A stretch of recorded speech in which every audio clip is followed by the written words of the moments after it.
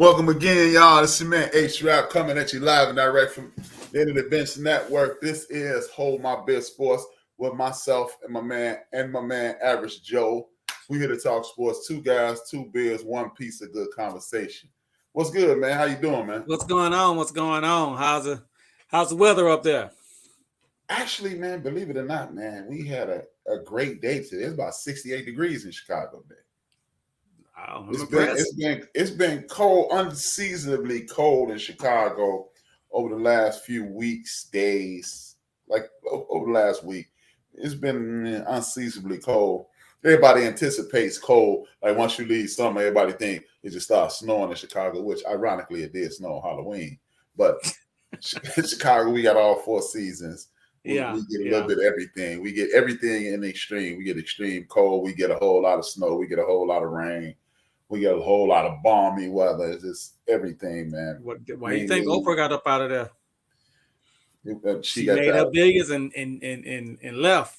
Hey, man, we don't talk about Oprah in Chicago no more, man. But you still got Obama. Well, man, Obama left too. He ain't living there.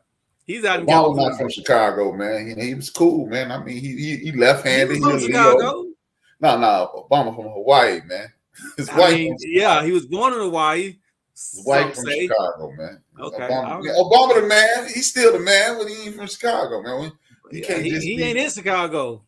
No, he was never from Chicago. He's just mooching off our fame, man. You know, I got most of these suckers come here and try to. do what you got to do, bro. Still our shine, man. You know, he ain't from Chicago. That man said he liked the White Sox at Comiskey Stadium. If you know anything about the White Sox, it's not Comiskey Stadium. It's Comiskey Park, man.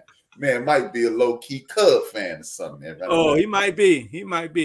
Man, I don't know, man. That man might be on something else, man. See, this is my man right here. Look at that.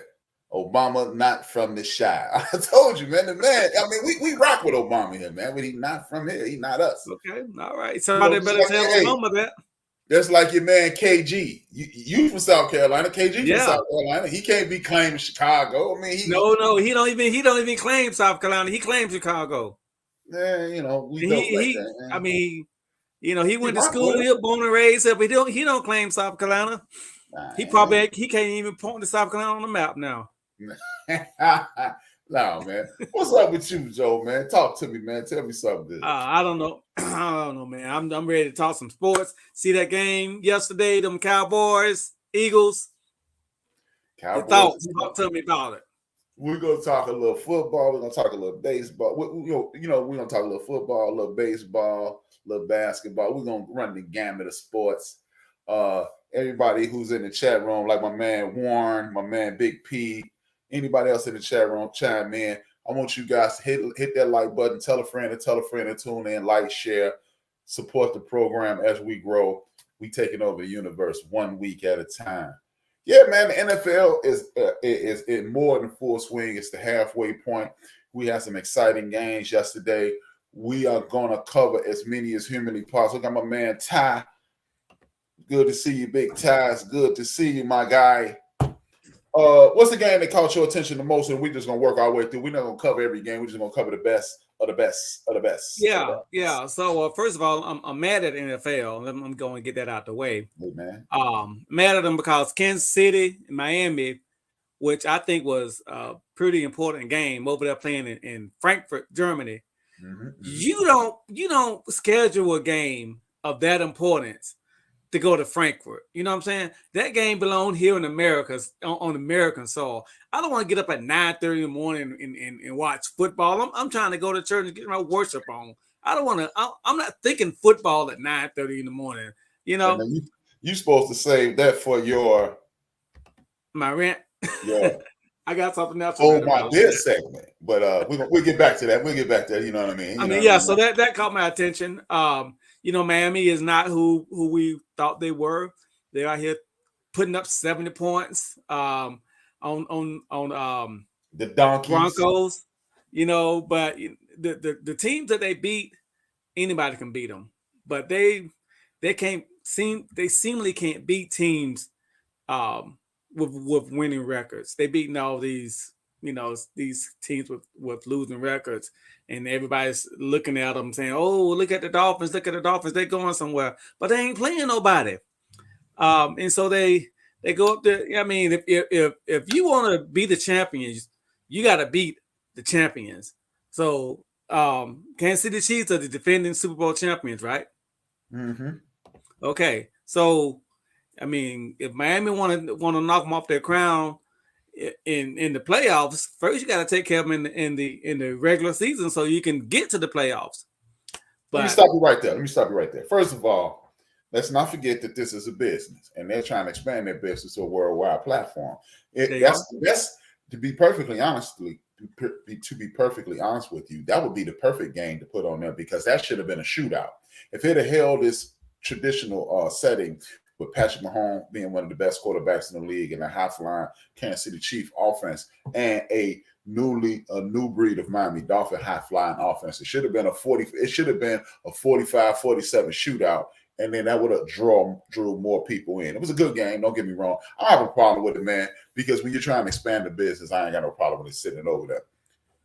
The number two thing I want to talk about in regards to that game is, remember when we were on Wrap It Up Sports, me and you on Wrap It Up Sports about a month ago, and I was telling y'all, you run the win, you throw the score. You cannot win in this league without consistently running the football, because it tires out your defense, and when your defense gets tired, you have mistakes. And speaking of that, we're going to transition to the Dallas Cowboy game, and I do believe that was the issue with the Dallas Cowboys last night, because it's too much throwing of the football. Look, the quarterback is the glamour position, just like the pitcher is the glamour position. Everybody loves the quarterback, but if you don't have a balanced attack with running, defense, you can score as much as you want. And when you run up against these dudes who busting people in the mouth, you're gonna lose.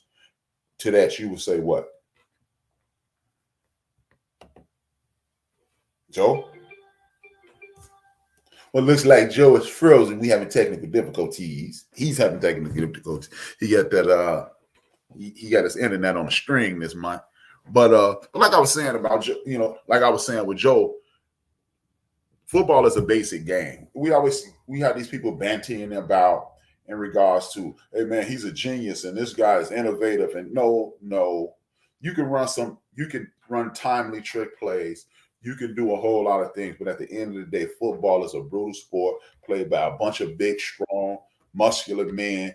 And when those dudes get into a situation, the bottom line is it's a game of attrition. We are going to impose our will upon the people on the other side of the football, and then we'll see at the end of the game who's doing that thing.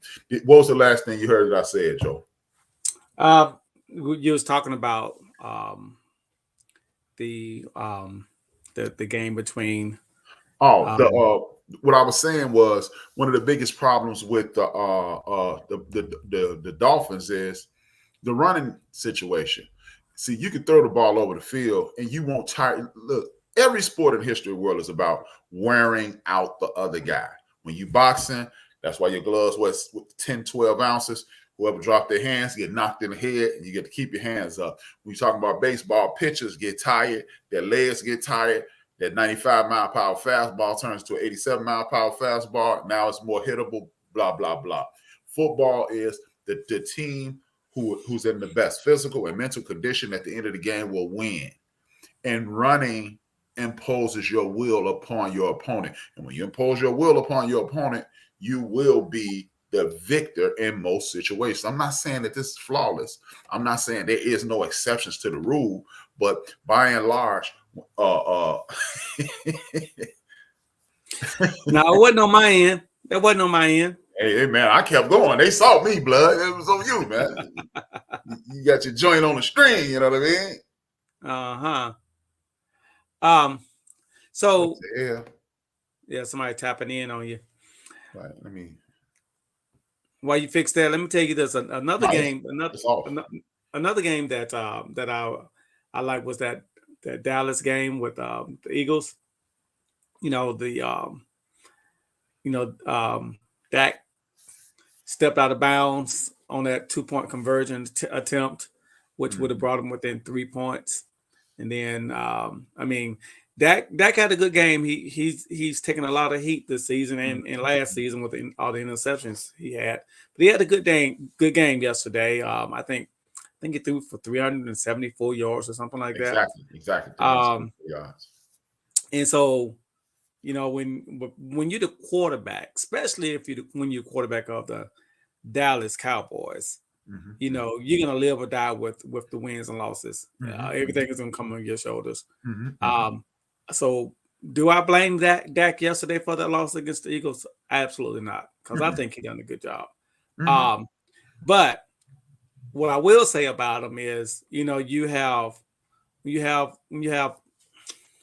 you're judging quarterbacks, a lot of people judge Tom Brady's greatness of how he finished games. Because you know, a lot of those games Tom Brady won came from behind, especially in the fourth quarter.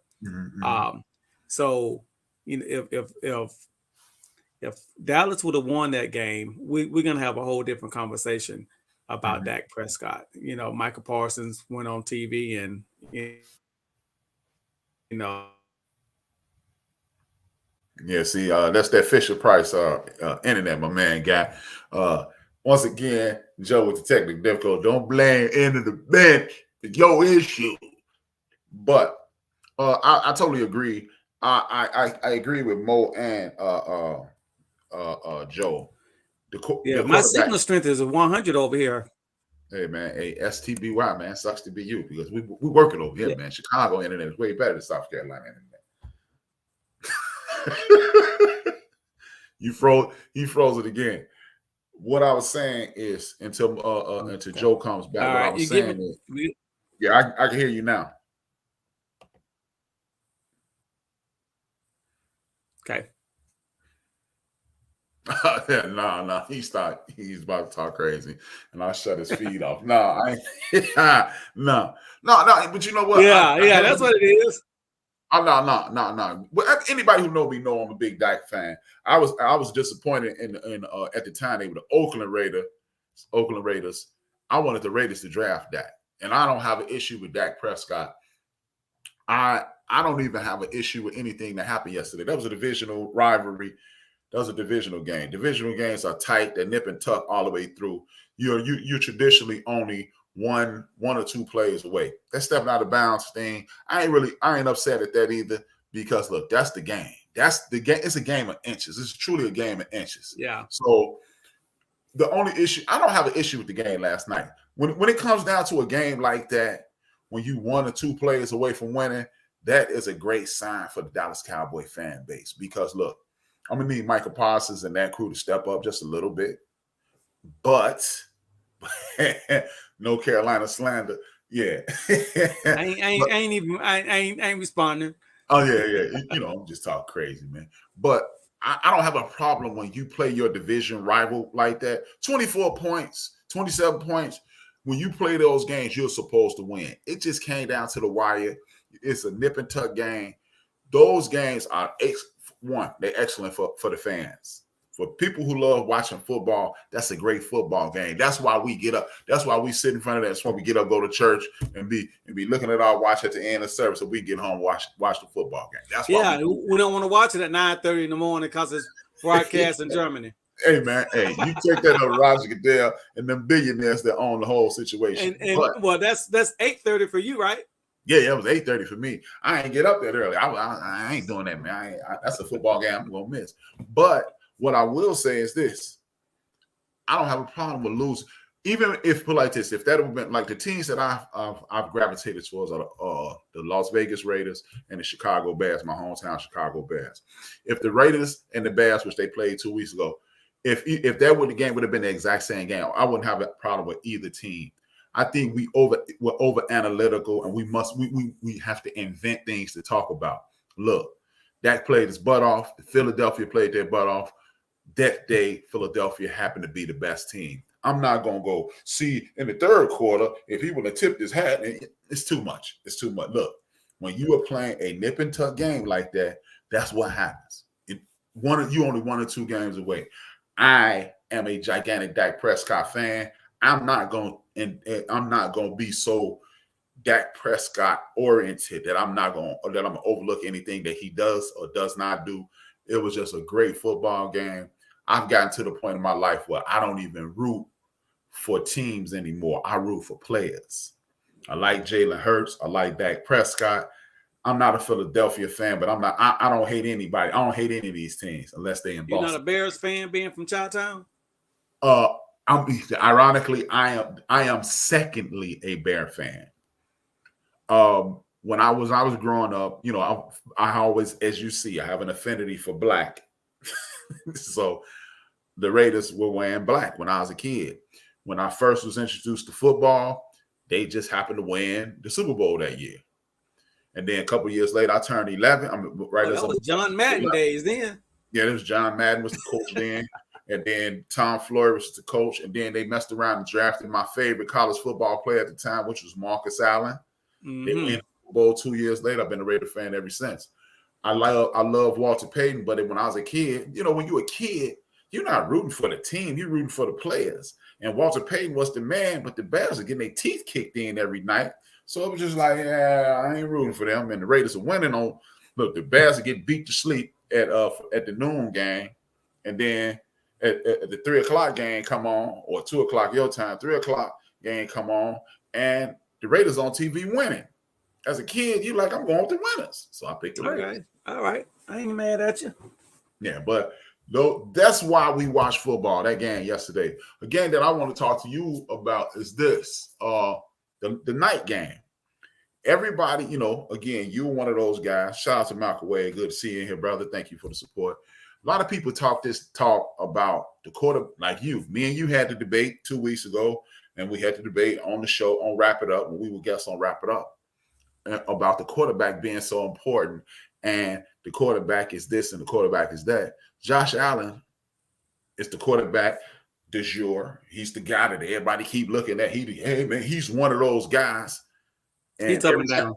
Every time I turn to the television and see him play, he lays an egg. He is, in my personal opinion, and I love to hear what you have to say about this, Josh Allen is what they say Dak Prescott is. Talk to me, man. You said we were talking about tonight's game. Josh Allen ain't playing tonight. No. I said the night game.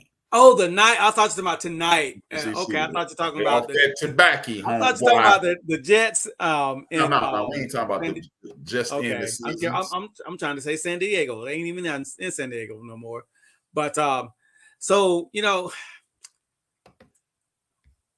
Josh Allen, he's a guy that you want to root for, because he comes in a lot of times as an underdog, especially when you're going up to Patrick Mahomes, and you know, for the last, I don't know, maybe 3-4 years, it's been 3-4-5 years, it's been the Bills against the Bengals or the Chiefs. Yeah. And then all of a sudden, out of nowhere, you know, you have the Bengals come in, you know, and now it's the Bengals done replaced the Bills when it comes up to who's going to win the conference. Is it going to be the Bills? I'm sorry, is it going to be the Bengals, or is it going to be the Chiefs? So Josh Allen, I think the window as far as a Super Bowl run for this team built the way it is now, I think that window is closed. I think Josh Allen, I don't want to say he's overrated, but I want to say that he is the expectations of Josh Allen, just because he had flash of greatness, the expectation of him was higher than it probably should have been. So that window is closed, in my opinion, for the Bills to make a Super Bowl run with the roster currently constructed the way it is. So those are my opinions of Josh Allen. He's a good player.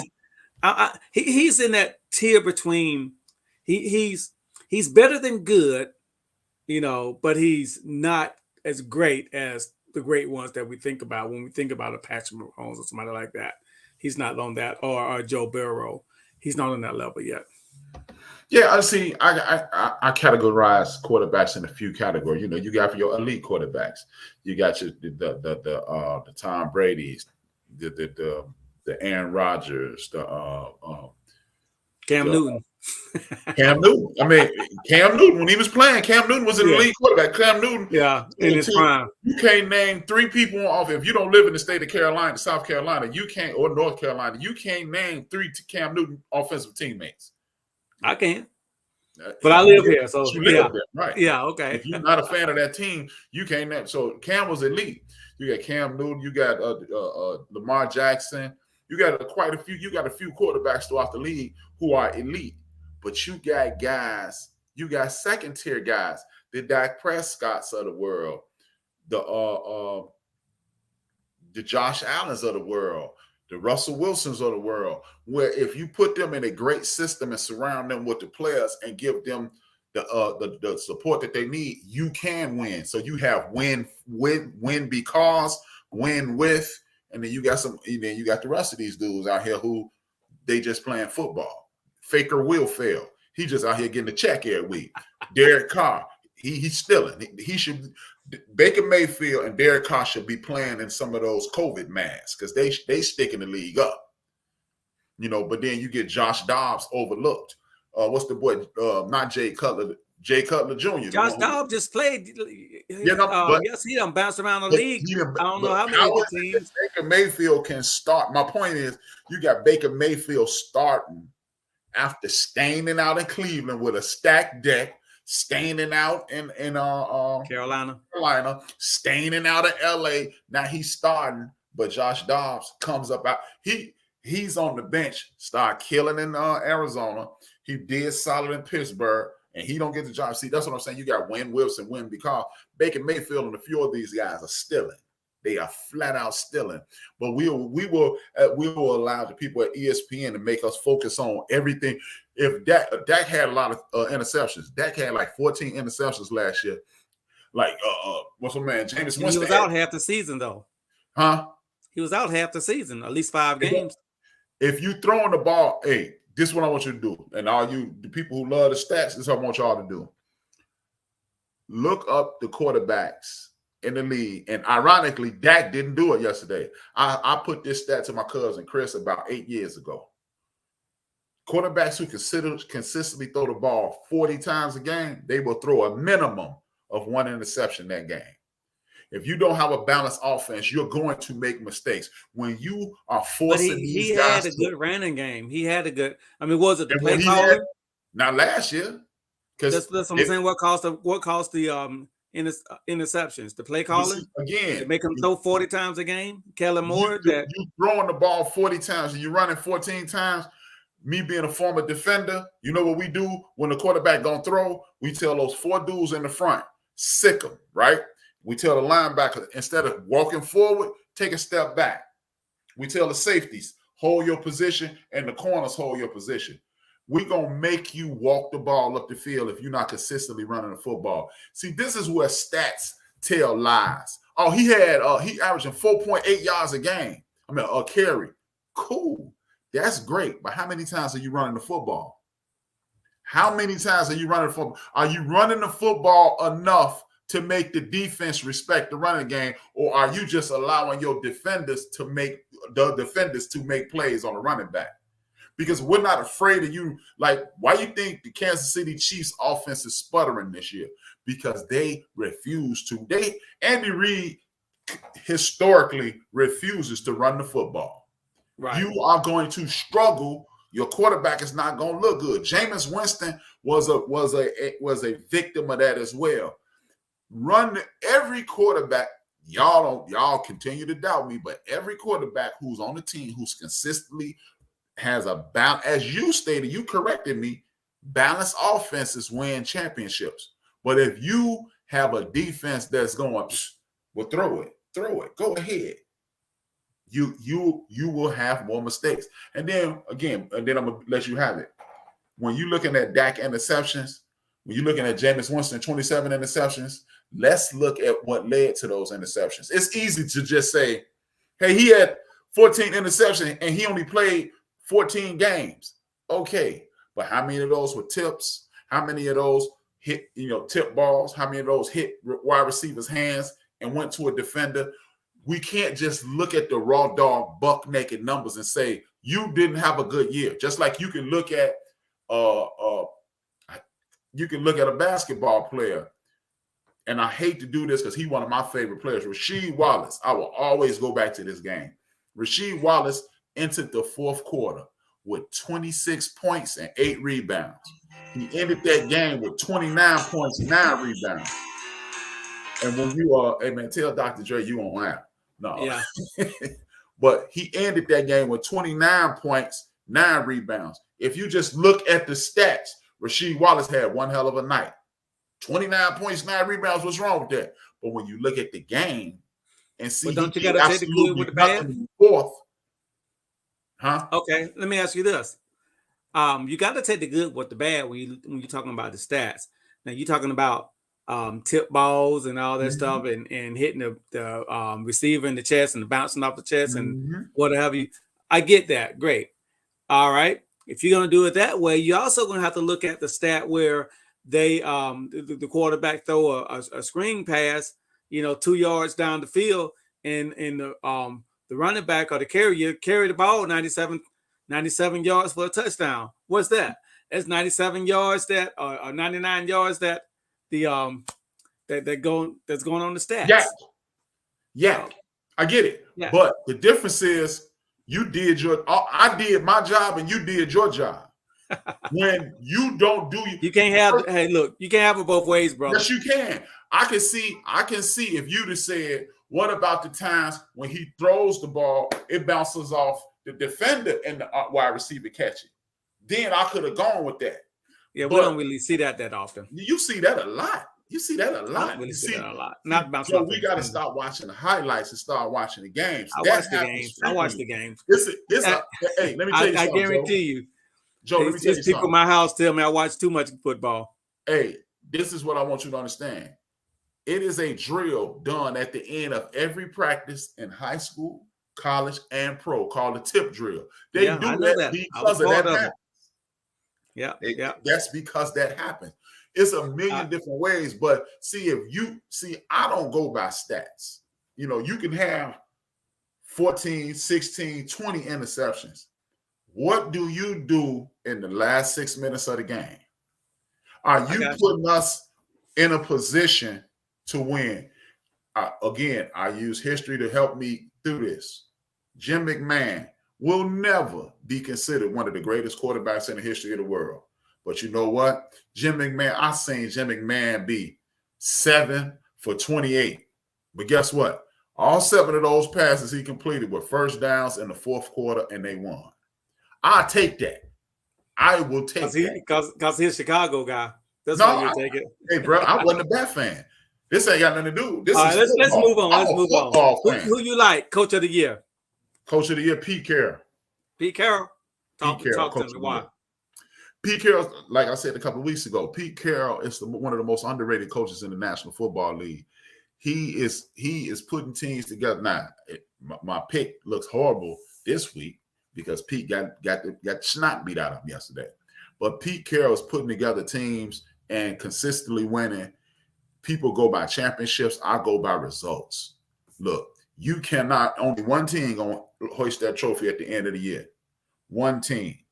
And Pete Carroll. You're talking about Coach of the Year this year. Not history. Right. Who had the Seattle Seahawks doing anything this year? They're at the top of the division that sits the Rams that everybody was looking at. He at the top of the division that the 49ers that everybody was looking at, and he's sitting on top of it. He got Geno Smith, the dude who did nobody say was on nothing, and he got him looking good. Yeah, he looked horrible. The team looked horrible yesterday, but Coach of the Year is not Coach of last week. It's Coach of the Year. I'm going with Dan Campbell. Your Lions. Campbell. Yeah, the Lions. Yeah, I'm going with Dan. They haven't won a playoff game since I probably Lucy shot JR back when Dallas was on the Dallas TV show. They ain't won a playoff game since 92. The year before Dallas Cowboys won their first Super Bowl. Yeah, they won in 92. Was the Dallas Cowboys. Yeah. So, but they got this team believing. that they can win. Coach Campbell does, and he's just, to me, he just seemed like one of those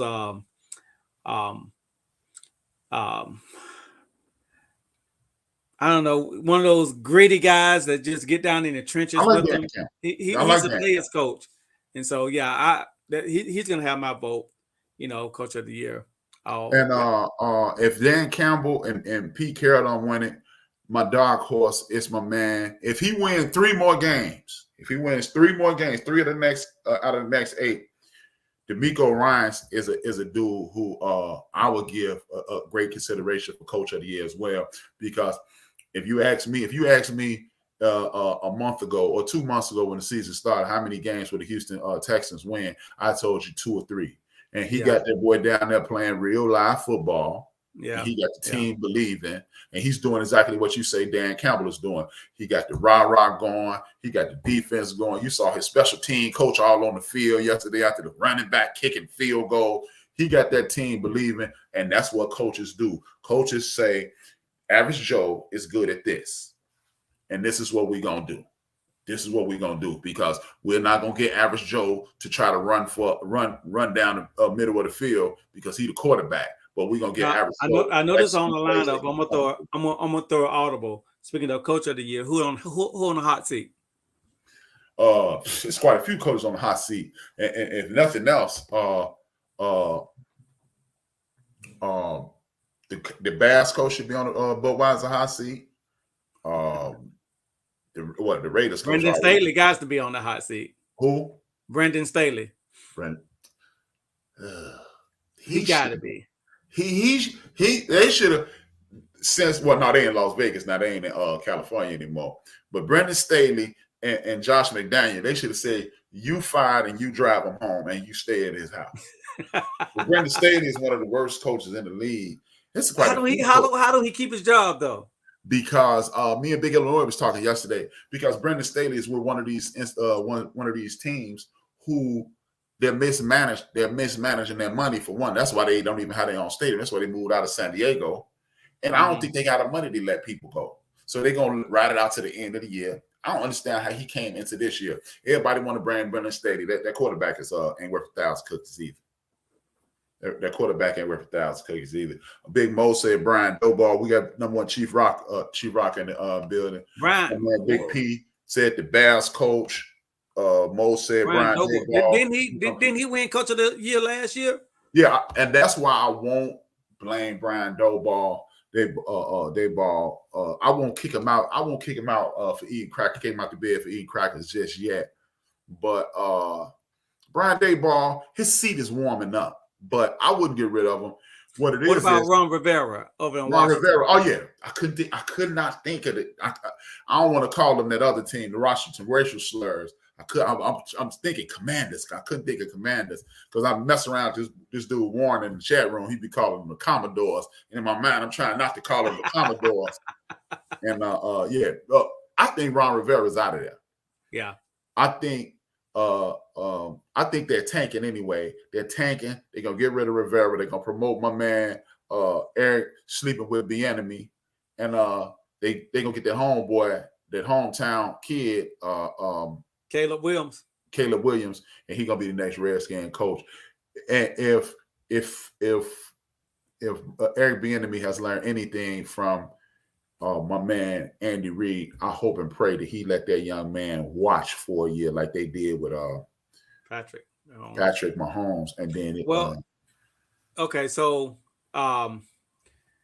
we saw Josh McDaniels get fired last week. So that's 2 teams. He didn't got fired midway through his second season with the Raiders. He got fired mid-season in the second season with the Broncos years ago. The Broncos, he was cheating. He got caught cheating. So yeah. So where does it go from now? Where does it go from here? You go back to Bill Belichick and be a great offensive coordinator or wide receiver coach or something of that nature.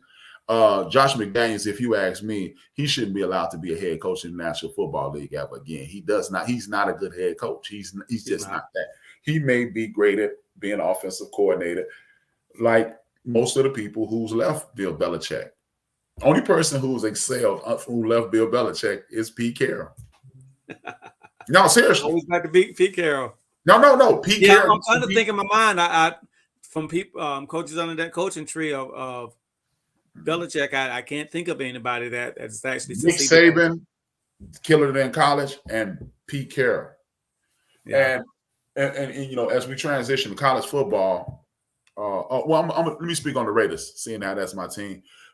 Mark Davis did something that I've never heard of a coach in the history of the National Football League, a team owner in the history of the National Football League do. He went into the locker room and said to the players, "I apologize for wasting your season." And then went upstairs and fired the GM and the coach. Salute to him. And that's not me speaking as a Raider fan. If you, as the ownership group, can go to the players and address them as partners, like, hey, I know this is hard, and I wasted your time. And then he went out and laid his heart on the floor and said, hey, I was picking coaches out of emotion. I really liked John Gruden, so I picked him. I really liked Josh, and I wasn't listening to people. Now I'm going to listen to people. Antonio Pierce looks like he you know, everybody traditionally in mid-season, if you bring a new coach in, the team rally behind him and you might win. I like Antonio. I liked him as a player. He looked like they were celebrating in the locker room. So hopefully Antonio Pierce is the answer. And unlike the Carolina Panthers and the Raiders from last year, they will hire Wilkes and hire Pierce. I believe they should have hired Wilkes. I think so too. And I think they should let Antonio, if Antonio continues on the uptick, I think if the Raiders finish 500 for the rest of the season with these next 8 games, I think they should let Antonio keep that job. So, yeah. But with that being said, transition to college football, I want to get your point of view in regards to this. I think the National Football League will continue to struggle up until and including the moment they start bringing college coaches in. Now, they've changed the game to where it's a wide open game, and college coaches, unlike professional, the groomed professional coaches, they know how to adjust to the personnel, not make the personnel adjust to them. I believe that's why the Chicago Bears coach is sucking, and I believe that's why a lot of coaches throughout the history of the National Football League have sucked, because college coaches say, hey, I got average Joe. And average Joe is good at this, and this, and this is how we're going to structure our offense. On the other hand, professional coaches go, Joe, we're going to teach you how to do what we want you to do. Forget what you do well. We're going to teach you what we want you to do. Perfect example of what I'm talking about, again, is Pete Carroll, Jimmy Johnson, and now in the Ravens, they went to Lamar Jackson and said, what plays do you want to run? And he picked a series of plays, and he did it. To finish that off, for further prove my point, NBC, Dick Enberg, Bill Walsh himself, the creator, the architect of the West Coast offense, literally said on live television, when we first got Joe Montana, we took all the plays that he didn't execute well and took them out of the playbook, and that's how we started winning. To that, you say what? Well, I say you gotta look at history, and history tells me not a lot of college coaches have made it successful running in NFL. You mentioned Jimmy Johnson. You know, he won a national championship in Miami, Dallas won a national championship over there. So, yeah, hats off. Pete Carroll won a national championship. USC won a Super Bowl with Seattle. Great. But there's more unsuccessful college coaches that came to the I mean, I'm talking about big name college coaches too that came to the NFL and failed miserably. Nick Saban, you mentioned him. He failed as an NFL coach. Steve Spurrier. You're right. I mean, these guys have won college national championships, but come to the NFL, they tend not to. So, you know, I'm gonna disagree with you on the fact that you think that need more in college coaches to come up to the NFL ranks. I think you're good at what you do. You know, if you're good at the recruiting and molding and shaping young athletes, then you stay in your lane. But if you're better as a team manager, which is more on an NFL point of view, you have to dealing with egos and multi. I mean, a lot of these cats on these NFL teams making more than the coach. You know what I'm saying? So, all of them, most of them. Yeah, most of them. So, I think it's a catch-22. It might not be a right or wrong answer on this one. On this topic. It's not. The reason I say this, Joe, is because they've changed the National Football League so much. Yeah, the National Football League. They opened up the middle of the field. They turned the middle of the field into a track race. They've made the hitting different. And hey, look at it this way: when Nick Saban was in the league, when Dennis Erickson was in the league, when countless other coaches that tried, when my man Steve Spurrier was in the league, and him and countless other coaches that have made the transition from big time college football to the National Football League, it was a different league. Look, think about it like this. At one point, the National Football League would have told you there's no way you can have RPOs in the pros. You ain't finna run the option in the pros because you'll get beat to sleep. They'll kill a quarterback. Now, RPOs is part of the National Football League. So it is more it's transitioning more toward that game. And I mean, like I said, naming guys who took. I base my opinion on history. Now, history may prove me wrong in the future, but as of right now, you just got a handful of coaches that has successfully transitioned from college to the pros.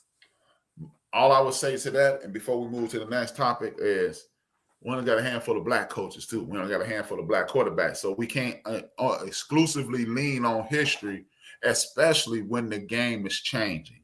If the game was still rough and tumble, exclusively the NFL rules football, then I would be forced to give you zero pushback. But the game is geared more towards offense. It's geared more towards trick plays. And when you start loosening up the offense and giving RPOs, when you got more athletic quarterbacks, when you got people doing things that you traditionally don't see in the NFL, I do believe it's time to start transitioning to coaches who have a more player-centric mentality versus a structured, we're going to do A, B, C, D. And I believe that's why Pete and Jimmy have had and have so much success, because they can relate to these players. They do know how to scout talent, and they can construct a team on the fly. That's just it. If you got anything else, we can go to the next topic. Let's roll. Okay. Talk to me about your top three picks with the Heisman Trophy is 2 weeks away. It's the end of November every year. We got a couple more games in the football season. Talk to me about who you think are the front runners of the Heisman Trophy, or if it's not even a conversation, who you think got it. Well, I'll tell you right now, Caleb Williams don't have it. I don't even think he's in the running right at this point. It would have been nice to see him do it back to back, but it ain't gonna happen, unfortunately. I'm gonna be real with you, right? They call it the Heisman, and it's supposed to be to the best college player, but it's really not. It's really, in my opinion, is the best quarterback. Because very rarely you see anybody, especially on the defensive side of the ball, win it. Who was it? Charles Wilson? Mm-hmm. Yeah. So I would think I'm gonna go a wide receiver. And his dad well. I'm going Marvin Harrison Jr. Mm-hmm. Marvin Harrison Jr. is impeccable. He is his dad with a little more toughness. So I can't give you any pushback on that. My pick would be Michael Penix Jr. Now let's talk about Caleb Williams for a second. I don't think he's out of the conversation, because Caleb Williams, put like this may have helped his Heisman Trophy campaign. They fired the defensive coordinator today at USC. Oh yeah, I didn't see that. Yeah, they fired the defense coordinator, which lets you know if they had anything that resembled defense, they may be undefeated this year. This kid is doing he putting up some outstanding numbers, and I can't blame them for the ineptitude of USC's defense. But even with that being said, Michael Penix Jr., the quarterback at the University of Washington, yeah, he is in my opinion, he's the runaway Heisman Trophy winner simply because he's putting up insane numbers. He's right now he's he's a front runner for it. Yeah. It's his to lose at this point. It's his to lose. I definitely, man, that dude is amazing. He's a good young brother. He got mad skills. He got the arm, he got the wheels. He tough. Not to change the subject, but can I vent? Hit the button. I want to vent. Hit the button. All right. Well, here go a little segment that me and Joe created called "Since We Hold My Beer." And usually when you about to show out, you tell somebody, "Hold my beer." Let me say this: the "Hold My Beer" segment. This is gonna be on a weekly basis. One of us is gonna rant about. We want to go on a thing about what's on our mind. This week, it's on Joe. Talk to me, Joe. We in the background, my guy. Okay, you ready? I'm ready. I'm gonna transition to the NBA. My man Ja Morant, and he ain't played a play. He hadn't dribbled the ball in a live game this season. But let me tell you why I'm ranting about him. The Memphis Grizzlies is 0. That means 0-0 out. Haven't won a game yet. They lost all 6 games they played without Ja Morant. Ja Morant is suspended for the last 25 or first 25 games of this season. So now his team is starting off in the basement. Every team in the NBA, all 29 other teams have won at least one game. Memphis is the only team that haven't won nothing.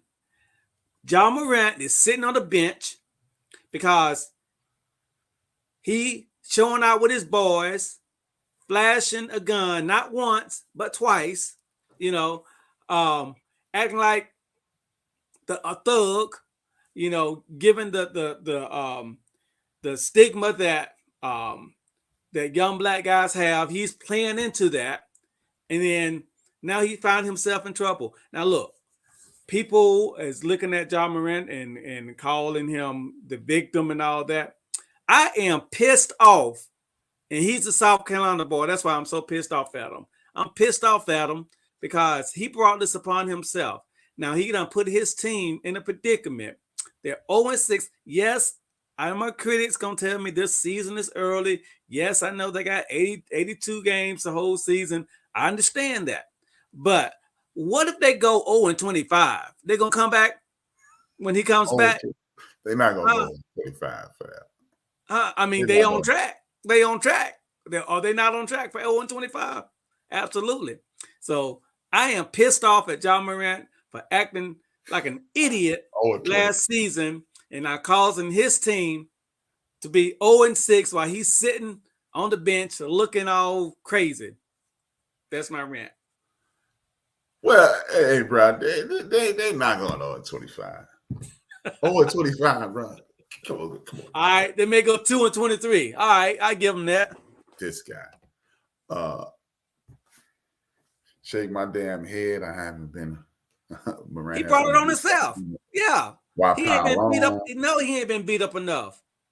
He has not been beat up enough because he brought it upon himself, acting stupid, acting like an idiot.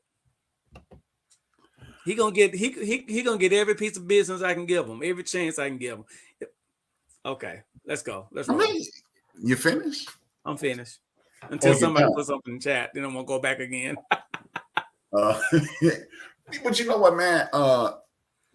I do agree with you. My man, young brother Morant has done it to himself. The first time I was like, oh man, it's just a stupid mistake. He's playing around. He shouldn't have been doing this. He shouldn't have been doing this. He shouldn't have been doing that. I get it. I understand. But this second time, even his homeboy, when you watch the video, his homeboy put the phone down. His homeboy put the phone down and was like, hey, what you doing? So when you got your homies putting the phone down, thinking further along than you, then you need to be aware of your surroundings. You need to make sure you're not making. Like I tell my son this. My son is John Morant, 25 years old. My son's 5 years older than John Morant. The reason I do have an issue with John Morant, unlike a lot of people, is this. Give him his drink back. Oh, give him his drink back. That's funny. John for MVP. Leave my boy alone. The reason I'm gonna side with you, Joe, is this. One of the things that I tell BJ when he was a young man up until this very day, look, dog, I ain't mad at you for making a mistake. I get mad at you for making the same mistake twice. Right. Now, a mistake is flashing a gun. A mistake is playing with the infrared. That's a mistake. That's just young, silly guy stuff. But when you on TV and you got the whole culture behind you going, oh man, get Josh some slack, man. Come on now, man. He young and give him some slack. And then you do it not a day later. I mean, not a year later, not 6 months later. It wasn't even 30 days later. Right. That's when after he sat in the commissioner's office and to Adam saying, man, I ain't gonna my bad, man. I ain't gonna I'm a changed man. They want to make that these people that's supporting them acting like he got caught by TMZ or something. It was his homeboy with the camera. No. We're not gonna put that on his homeboy. No. I'm not gonna let you put that on his homeboy. His homeboy. No, I'm saying he was with his homeboy. It was with his homeboy. That's he get on caught him. on TMZ. I'm not blaming. See, because everybody keeps saying, see, it's the people he around. I saw that video. That young brother who was with him looked at him like, man, what are you doing? That's what I'm saying. No. I'm not putting it on his homeboy. I'm saying it wasn't something that TMZ caught him out doing. He was with people around him, and so the video got out. I don't know who's recording it. It got out, and I'm like, come on, dog. You have a responsibility, And on that end, I kind of blame his dad. Like like you talk to your son, and I had the same talk to my son. But look at his dad. His dad on the sideline, like he's treating John Morant like it's one of his homeboys. You know what I'm saying? Not as I'm the father, you the son. It's one of my homeboys, and so that's a disconnect right there. So I don't know what kind of family dynamic going on there, but it's shameful, to be honest with you. You're making you got the whole totally different, man. You got the whole world looking at you. You got the whole state of Tennessee. You're the face of the franchise, right? Face of the franchise, and the best player on the team, and a lot of times the best player on the court. Depending on who you playing. He's a shining star. Again, I'm not gonna say anything because Ja not the story right now. They gonna. When I look at the 0-6 record, he's the story. When I see the 0-6 record, I can dig that. But I see clearly you a fan of the young man. You want the man to do well, and I ain't got a problem with that. But since we brought it up, I do have an issue with what he did. Hopefully, he won't lose any more money. I was watching one of my favorite, up and coming favorite podcasts, My Expert Opinion by the homie Mav Hoffa. And it was a year ago episode. They had the young brother Derrick Rose here from Chicago. And the reason I'm even disappointed in Ja is Derrick Rose made the statement. He's always made more money off the field, off the court, than he's made on the court. Young brother Ja may have cost himself 10, 15, $20 million a year by making a silly mistake. God, Lord willing, man, I'm praying for the young brother. Yeah. And I'm praying that he does not make that mistake again. And to some people in somebody call our show second rate. But it's somebody I know, man. Don't even worry about it. Sucker MC out here, man. You think he's funny. But I would definitely side with you on that. Since we on the NBA and we about to close out, we close to the end of the show. Like you said, we 6-8 games into the season. I got two questions for you. Thoughts on the mid-season tournament and thoughts on the teams as they are currently comprised, and what do you see? What do you think about the trades that have been made? What do you think about the young rookie, the young Victor one? I'm not gonna try to butcher that young brother's name, but we know Big Victor out in San Antonio. Yeah, San Diego. And San Antonio. the moves that have been made. What do you think about them? Well, okay. I'll start your second question first. You know, he came in. He's what 7'3" or something like that. Out there in San Antonio, and the brother. I'm gonna tell you, when I looked at his build, he just straight up like a pole, right? But then I look at his game. He's gonna be a star in this league. I think so. I mean, he got the outside shot. He ain't afraid to post up. He ain't afraid to take it to the rim. Now his size, the thinness of his body really concerns me. But right now, he's doing his thing. I'm proud of him. Tournament, you know, this is the first year they're doing this mid-season tournament. I don't know how it's gonna pan out. I know why they're doing it, to boost the ratings, to you know, get more people interested in it. We're gonna see how this thing works out. I'm gonna hold my comment about the mid-season tournament until they go through it and I can see, you know. Now as far as the trades so far this season, it's early in the season. You know, James Harden. Off season. Yeah, I mean off season trades and the moves. I was going to talk about that one too. That's the only one that's been made. I was talking about the off season moves and the trades, but go ahead, speak on that too. Yeah, you know, James Harden had to get up out of Philadelphia. There was no place for him there. He probably never should have went. James Harden, he's going to have to figure out what he wants to do with his NBA career. This is what his fourth team or fifth team that he's a part of. Still ain't got a championship. So I don't know, man. James Harden, Philadelphia, that's a match made in hell. Cost Doc Rivers his job. I think it did. So I got another question for you too. Go ahead. But finish. I was talking about this the other day with one of the homies. But finish. Yeah, I'm ready. Go for it. Oh no, because I'm gonna retort some of the things that you're saying. Yeah. And so, you know, James Harden, I wish the best for him. I hope he does well.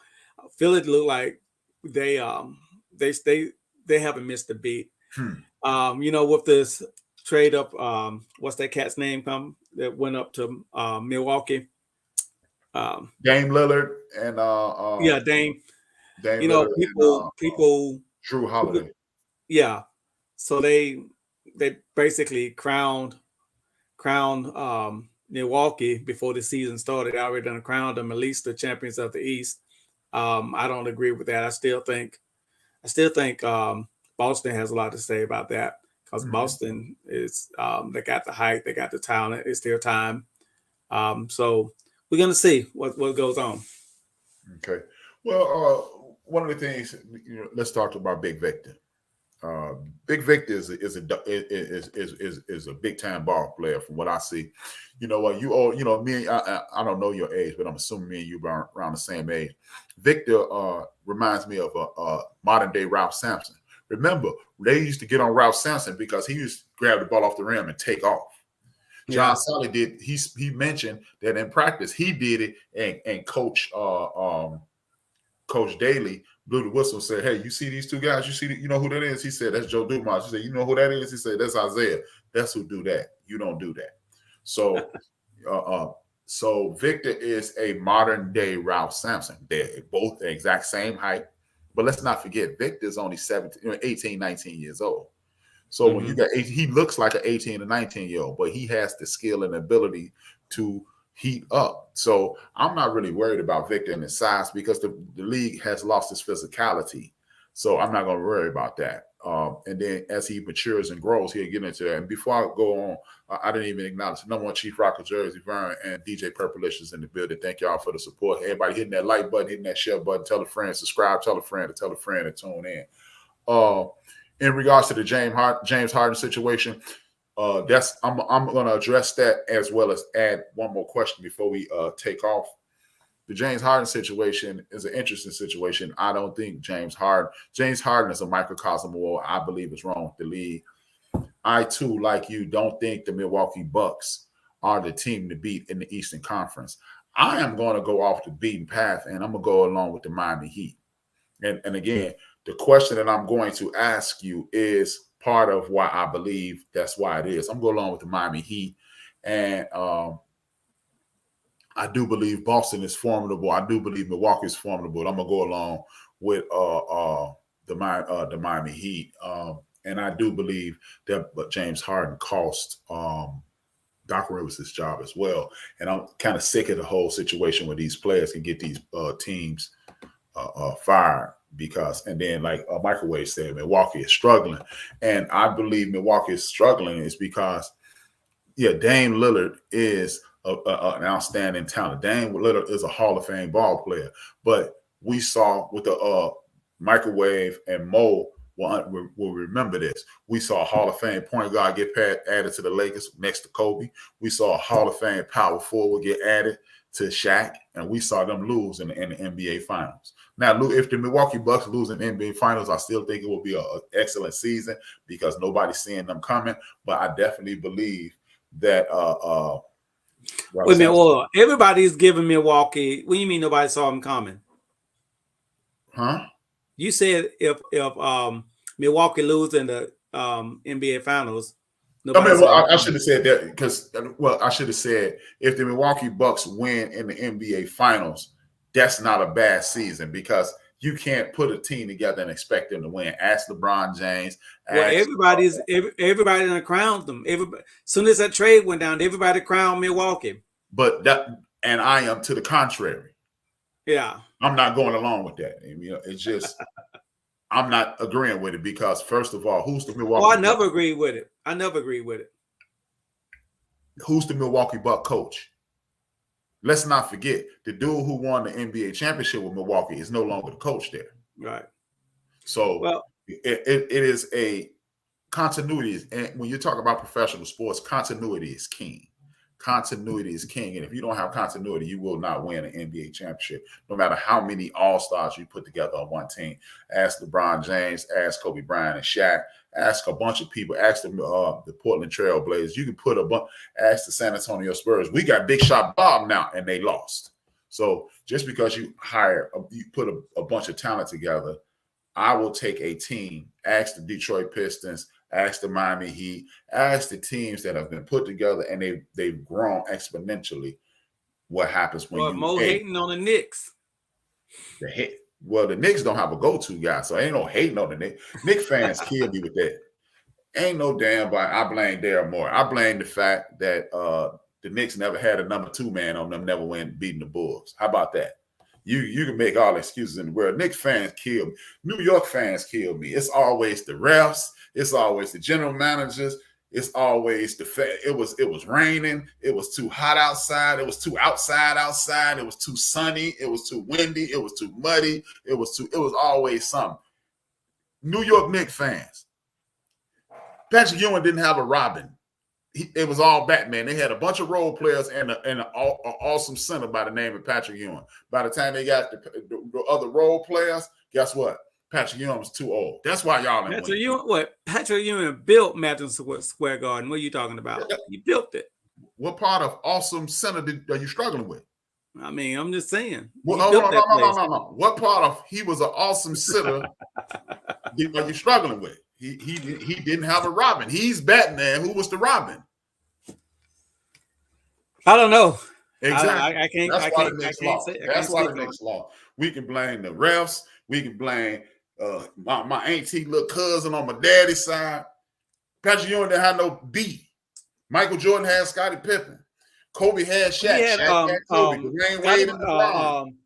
What's that? Tim Duncan and David Robinson. Tim Duncan and Ginobili. Tim Duncan and Parker. We can Rasheed Wallace, Big Shot, Mr. Big Shot. Everybody got a Robin, but the Knicks.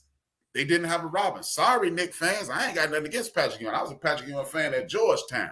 I wanted the Knicks to win. But, hey, it is what it is. Yeah.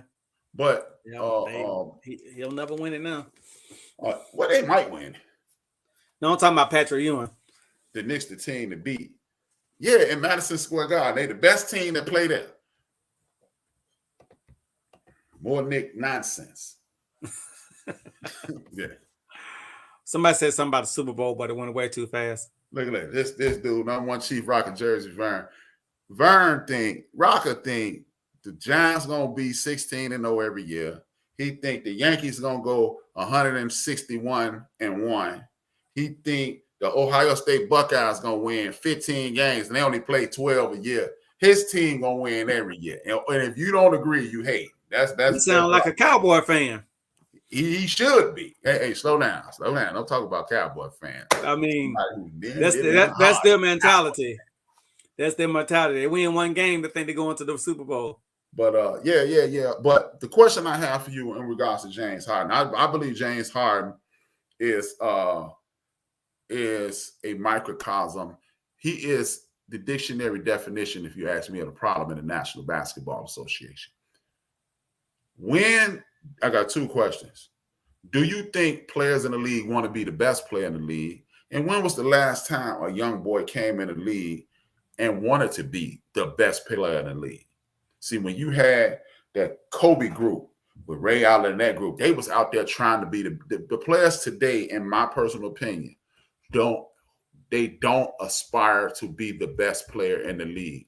That's why I have issue with these people who always quoting stats to me. 28.3 points a game, 8.8 assists, triple-double, quadruple, simple, lip, all that. But who wants to be the best? I'm going to tell you what happened.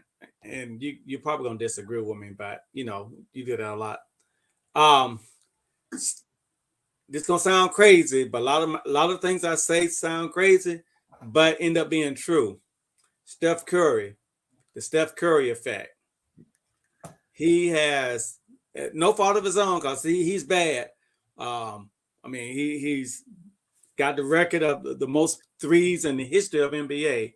He's a bad man, and that record is going higher and higher every time he get on the floor. But guys are trying to emulate him instead of being a all well-rounded player. They just want to shoot the three ball. They don't want to play no defense. They just want to shoot. They don't want to drive to the basket. They don't want to. They just want to shoot that three ball, And I call it the Steph Curry effect. And so that's what I see with these young cats coming in, even at the college level. Even women college in the WNBA just want to shoot that three ball. And a second question after that. Yeah, so that's the Steph Curry effect, and now it's transitioning to these younger players, and it's gonna take something different, No, but you know what? Even with the Steph Curry effect, before I respond to that, shout out to Ray the Kev, he just came in the building. Even with the Steph Curry effect, who wants to think about this? Who wants to be the best player in the NBA right today? Is it anybody that when you turn on your TV and you watch him play, you go, oh yeah, he want to be the best. He want to be the best player in the league. And before you answer, yes, I am a Raider fan, and my team stink like morning breath, and they still my team. That ain't got nothing to do. The Raiders need it's 63 people on the team, and the Raiders need about 64 new players. So I'm not delusional. And the Bears, they need 75 new players. Well, 70. They need 69 new players because I'm keeping Justin Fields. The rest of them dudes ain't worth 1,000 cookies. So don't get it twisted. I'm not gonna cover up the stank on my team. But I get the Steph Curry effect, and that induces a lot of 3-point shooting. But how do you remedy that? In my personal opinion, you start people watching games because people don't even realize that. Did you know? I bet you didn't even know this. It's a fun fact. I bet you didn't even know this. Do you know the years that the Golden State Warriors won the National Basketball Association championships? They led the league in points in the paint. But see, when you watch ESPN, you only see Steph shooting threes. They lead the league in points in the paint. So I don't have a problem with the Steph Curry effect because Steph Curry is an excellent ball player. My problem is, He ain't gonna play no defense though. hey man, did Matty Johnson play some defense, man? It's No, very he didn't. see again. That's that TV narrative that I'm talking about. Most players in the history, Alex English wasn't playing no defense. Dr. J wasn't playing no defense. Larry Bird wasn't playing no defense. Hell, I don't think Isaiah. Well, they say Isaiah played some defense, but I don't remember Isaiah Thomas playing too much defense. Byron Scott wasn't playing no defense. Come on, man. Some of the best players you ever heard of, they weren't playing no defense. So all that he don't play defense. When you are a fan favorite, don't nobody care if you playing defense. When you are less than favorable, then they highlight that you don't play no defense. Glenn Rice wasn't playing no defense. Shaq wasn't playing no defense. Come on, man. LeBron does. Who? LeBron. Okay. Now, how many people did I name before you got to LeBron? He was top on my list. No. I was just waiting on you to stop. How many people did I name before you said LeBron? Do I need to name 600 or 700 more players that didn't play no defense? Like Anthony Hardaway didn't play no defense. That's what I'm saying. Don't you're preaching talk to the about choir. the players today not playing defense. But my point is this. Who wants to be the best player in the league today?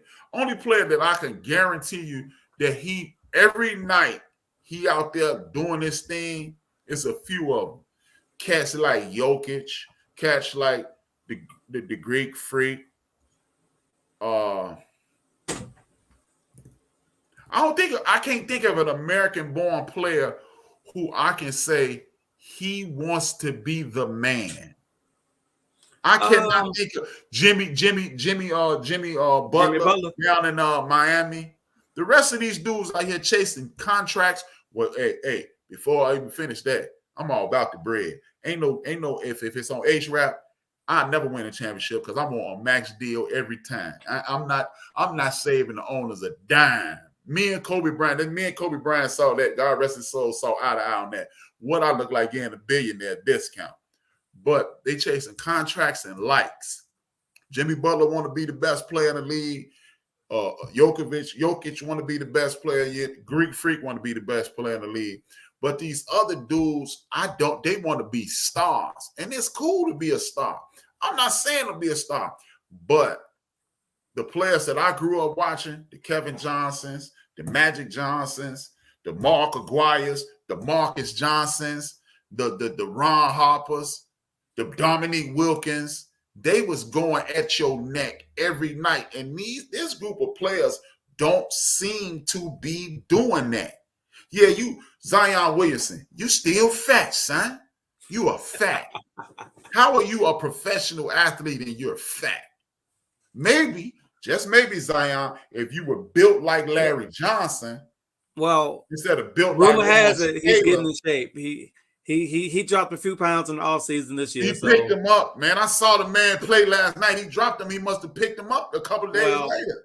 Look, you ain't gonna sit here and talk about Zion Wilson.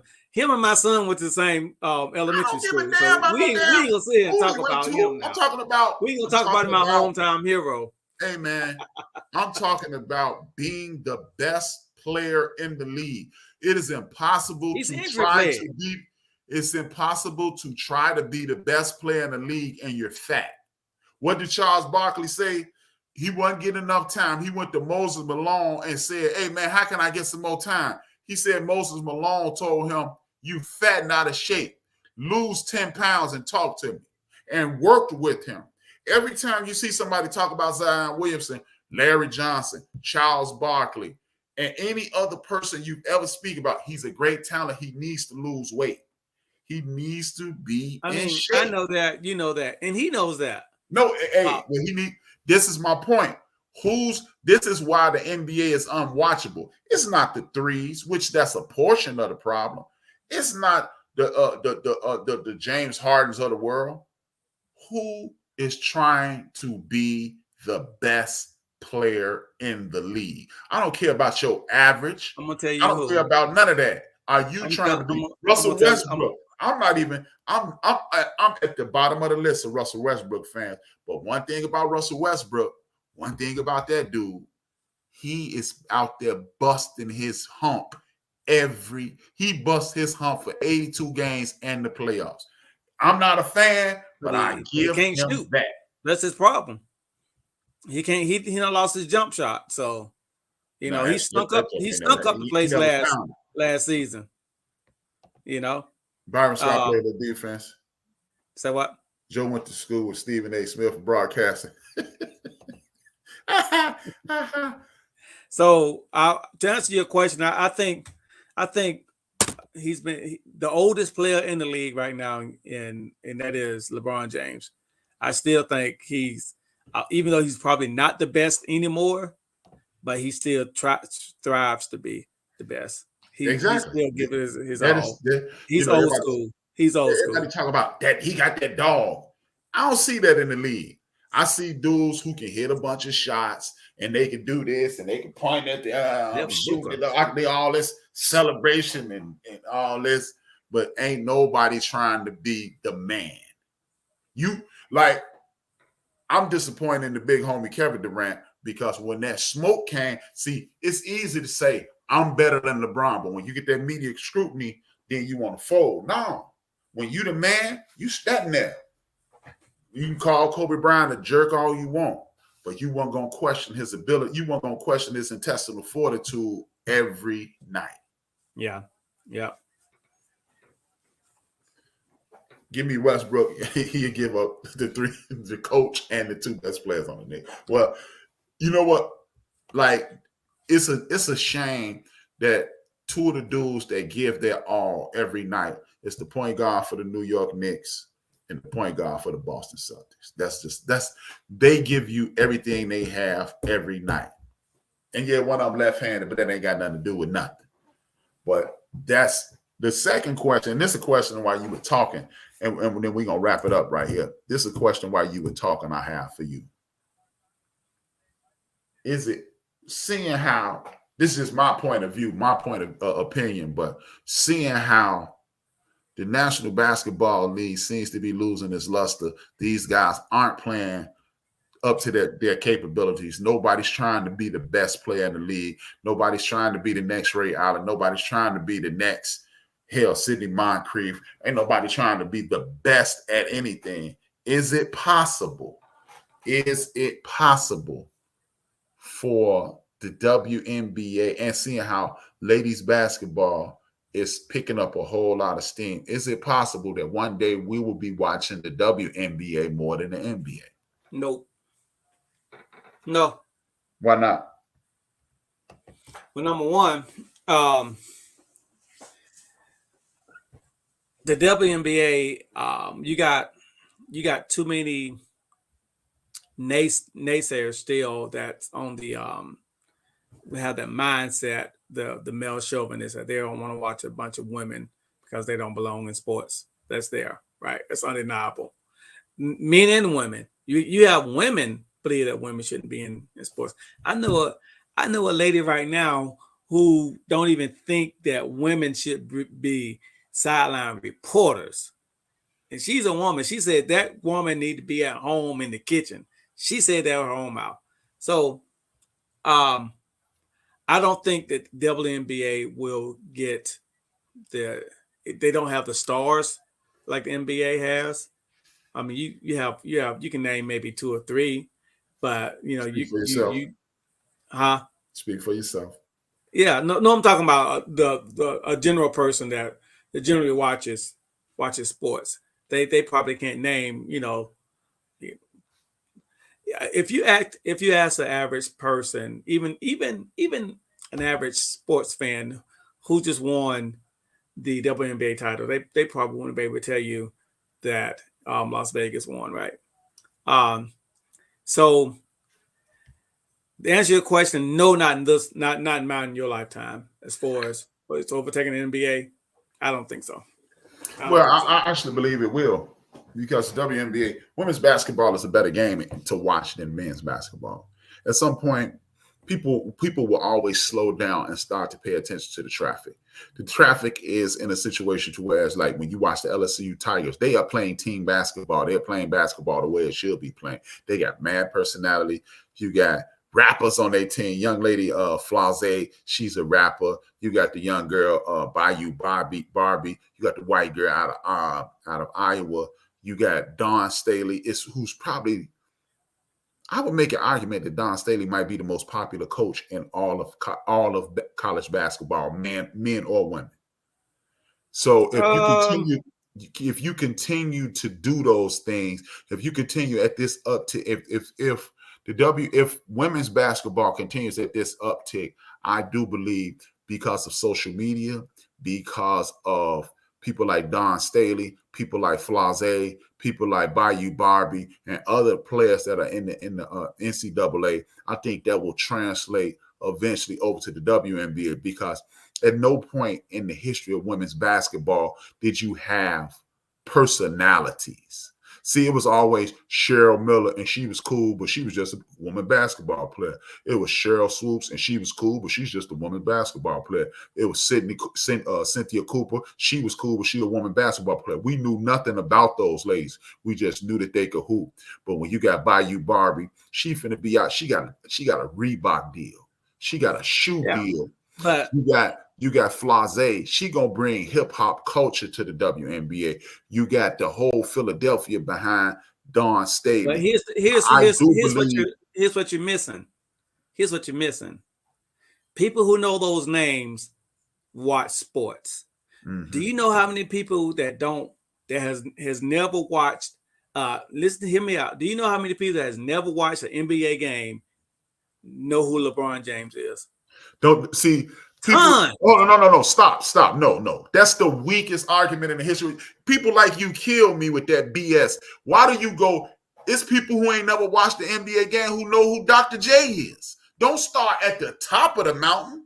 Ask somebody. What are you talking about taking over a whole sport? Hold it.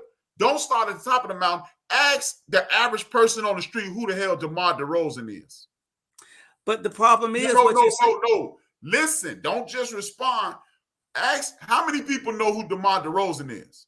So what you gonna do? Answer the question, please. Don't just blow past the question and start talking. How many people know who DeMar DeRozan is? I'm answering your question with the question. No. Answer the question. You ask the average person know who that is, but who know who LeBron? Who the hell who's the greatest? Who knows who Zach LaVine is? Who in your opinion?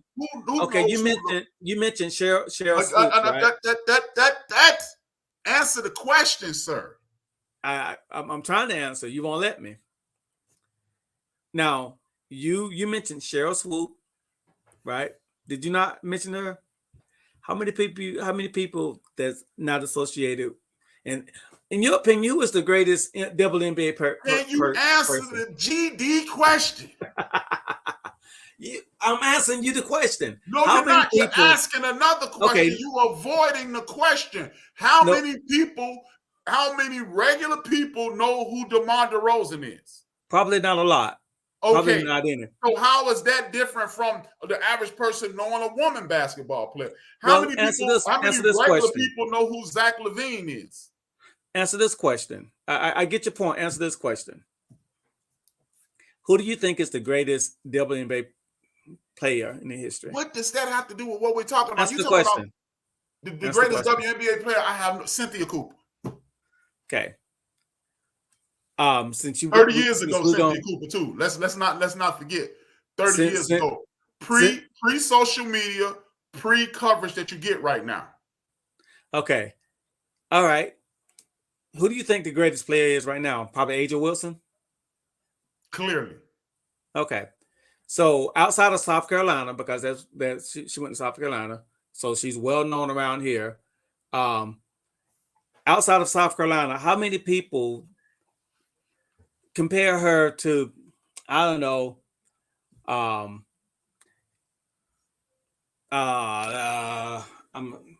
Stephon Curry. He's not the greatest player right now. They was comparing the white girl to Steph Curry last year. The white girl out of Iowa. I can't think of her name right now. The white girl out of Iowa, they was calling her the woman Steph Curry last year. Yeah. And on the people who knew about her are the people who watch basketball.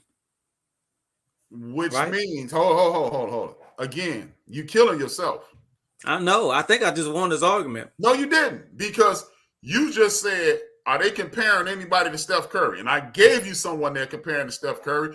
On a talent-wise. I'm not talking about talent-wise. See, they compared on a talent-wise because she had the conversation confused. In your mind, a conversation is avoid what I say and start another conversation. No, you misspeaking me. I said that they're comparing it because of her talent, but I'm talking about comparing it of the notoriety, the well known. There's a lot more people know who Steph Curry is than Caitlin Clark. Again, why go and okay? How many people? You're there. You the one brought her up. I didn't. Again, why you brought Caitlin Clark up? I didn't bring up Steph Curry. So I bet you I can name at least 75 people in the National Basketball Association. There's some people in this chat room don't even know who they are. Okay. I can name some guys on the Bulls that you don't know. So in other words, why would you compare the very best player, one of the very best and most popular players in the world, to a mid-level WNBA player? I didn't do that. You did. I asked you point blank who is the best NBA player in the league right now. Did I not ask you that? I asked you point blank who is the best player in the WNBA. Mm-hmm. And we both agree A'ja Wilson. All right. And so you think she's more popular? Name those 75 people you're talking about that you can name in the NBA. Mm-hmm. The average person on earth don't have a clue who they are. Yeah, and the average person on earth outside of South Carolina, because she won a national championship with the game and Vegas. And sports fans and people who watch and the people who go watch on the streets ESPN every night. You go on the streets, you hold up a picture and they say, who like you see on these late night shows, who you think this is? It's people. Okay, you do understand it's people that don't, when they hold up those pictures on late night shows, don't even know who the damn president is. I don't believe that. You're killing your argument. All right. You're destroying your own argument.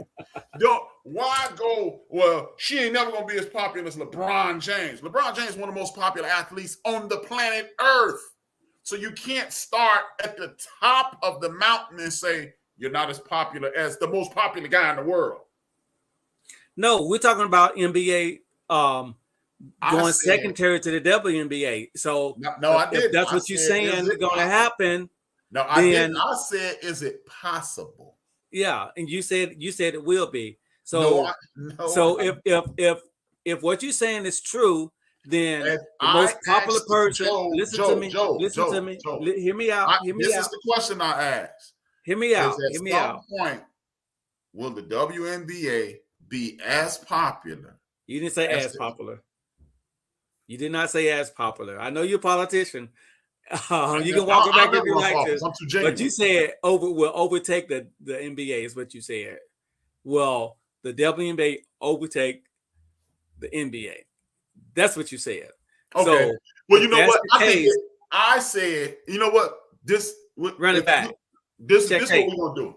I said that. And you know why I believe that? It's because the NBA is full of a bunch of goofballs that can't play the game, and the WNBA is full of guys young ladies who actually want to be the best at their job. At some point, allow me to finish. At some point, people are going to get tired of that video game that they call the NBA, and they're going to get back into sports. Well, if what you're saying is true, then one day the most popular WNBA player is going to be more popular than the most popular NBA player. If that's what you're saying is true. Mm-hmm. I don't see that happening. I do. I think it's possible. Simply because at some point we're going to agree to disagree. That's cool. That's the point they show. Yeah. But going forward, let's not. That's like saying, hey man, like, do you know who let me think of a boxer. That's like Tank Davis. Tank Davis is one of the most popular boxers in the world right now. But he ain't as popular as Muhammad Ali. So why would I say he ain't as popular as Muhammad, but he's still popular? What you're saying is no. What I'm saying is I said what I said. I'm not Let's not analyze what I'm saying. No, let me ask you a question. What I'm saying. Let me ask you a question. When you're making a comparison, what I'm saying is when you're making a comparison, you have to compare equal things. You must compare apples to apples, oranges to oranges. What sport do you think is the most popular sport worldwide? Football. No. Worldwide soccer. Soccer, right? Or what they call football. The Europeans or whatnot. Do you think what you're saying is the most popular sport in the world, soccer, one day will, because they go by the same name, overtake American football? Never. If you're speaking on a worldwide level, if you're speaking about America, in America, it depends. No, it don't depend. They tried it. I mean, they got the best player. They brought the best player in the world over here. You just gonna tell me what the answer is? Do you get the answer? You gonna ask me a question and you gonna answer for me, or do I get the response? That's exactly what's gonna happen. They brought David Beckham over here. I don't need the answer then. They brought David Beckham over here, the most popular. But again, why? Again, you gonna talk about 20 years ago? But what I'm saying is they brought the most popular player over here. Did they bring the most popular player over here at his height, or did they bring the most popular player in world soccer over here after he was washed? He wasn't washed because he went back and played in Europe after he left America. David Beckham was done by the time he got to America. He wasn't washed. He had some in the tank. How you know? He had some in the tank. How you know? I watched the HBO special. You don't even watch. I mean the Netflix special. How you know? You don't even watch. Huh? How you know? You don't even watch. I watch soccer or football. I watch the Netflix special. Go watch it. Get back with me next week. That's your homework. See, again, you talk about Netflix specials. You ain't talking about the game. You talking about the highlights. All I'm saying is this. You asked the question, do I believe at some point soccer not in America? I see what you're saying, Jungle Brother, but not in America. Can I finish? I was reading the chat. That's inner monologue, my brother. Okay. As you said, do I think soccer could take over in America? I definitely think it can. Been there, tried it. When did that happen? Well, they brought the National Soccer Association over here, and it ain't done nothing. I mean, it's here now. Let me see. David Beckham owned a team down in Miami. And it's a football. It's a soccer team here in Chicago, and it's a soccer team in LA. Dude, right. Why you narrow-minded Americans believe just because I don't like it, the rest of the world not paying attention? I love it. And I see. Do I get to talk, Joe? We're having a conversation, brother. No. Yeah. A conversation is when you talk, I shut my darn mouth. And when I talk, you acquiesce. All right, let's do it. What you got to say? Now, this is one of the fastest growing sports in the United States of America to this very day. There are soccer leagues all over Atlanta. There are soccer leagues all over Chicago, all over New York, all over Los Angeles, and definitely in Miami. The browning of the United States of America is a earmark on how fast that game will grow, because the browner this country gets, the more that game will pick up steam. And according to the Census Bureau, by 2044, this will be a predominantly brown country, which means those people are coming from South America, Central America, Asia, Africa, Europe. Now if Trump get back in office, they're coming here. So when they come here, they will bring over their traditions and the things that they watch. That means it'll be more brown eyes on television, and those brown eyes will be looking for the things that they want, and then that game has the ability to take off. Yeah, soccer is the most popular sport in the world. And the World Cup does outperform Super Bowl every year, but not in America. It doesn't. So we're gonna leave that right there. Not in America. Yeah, because of course. So I think your group, the chat is agreeing with me. Yeah, I know they're disagreeing with you. No, they're agreeing with me. Latinos and Africans are playing soccer. Well, soccer will never take over football. I'll talk about marbles. You might have a point. More kids do play more soccer than football on the pee-wee level, but as they get older and older, they transition into football, like on a collegiate level, high school level. You're speaking about the past. I'm talking about now. See, you keep bringing up. I'm talking about right now. You haven't brought up one point about right now. You keep bringing up, when Cynthia Cooper was playing and when they brought Beckham here in the 90s. I'm talking about right now.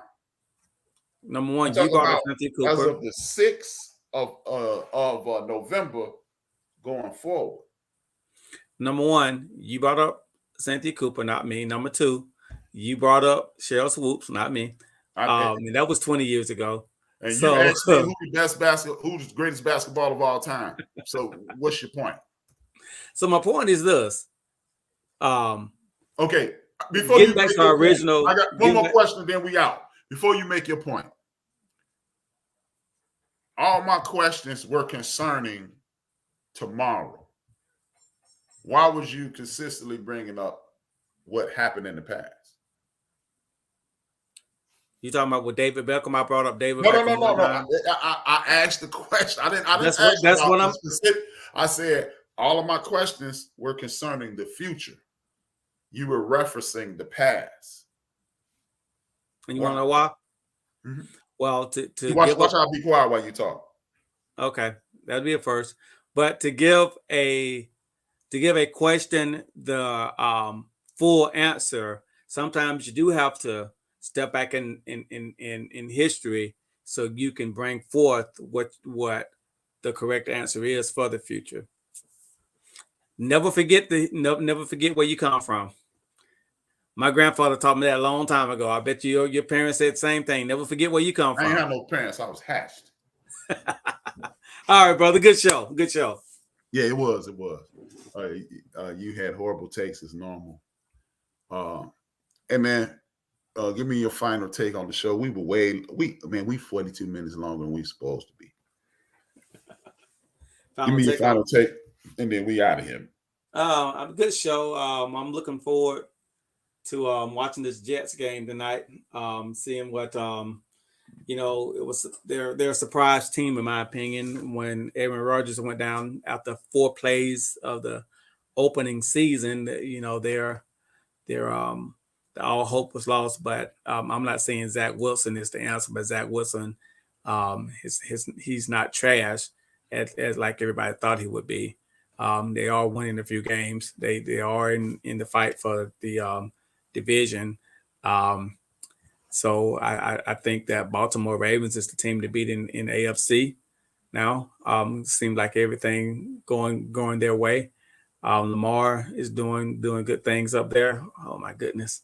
So they're the team to beat in my opinion, they're the team to beat in AFC. I think San Francisco is who we thought they are. They lost 3 straight. And so they're not as dominant as people thought they would be. So I believe that outside of Philadelphia, the rest of the NFC is wide open. So hold on. Before I get my final thought, did you just say Zach Wilson wasn't trash? Yeah, he hadn't stunk up the joint this year.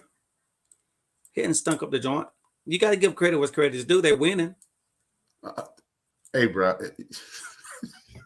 I mean, will I take them? Will I take them on my fantasy team? No. Will I take them first player in the draft? No.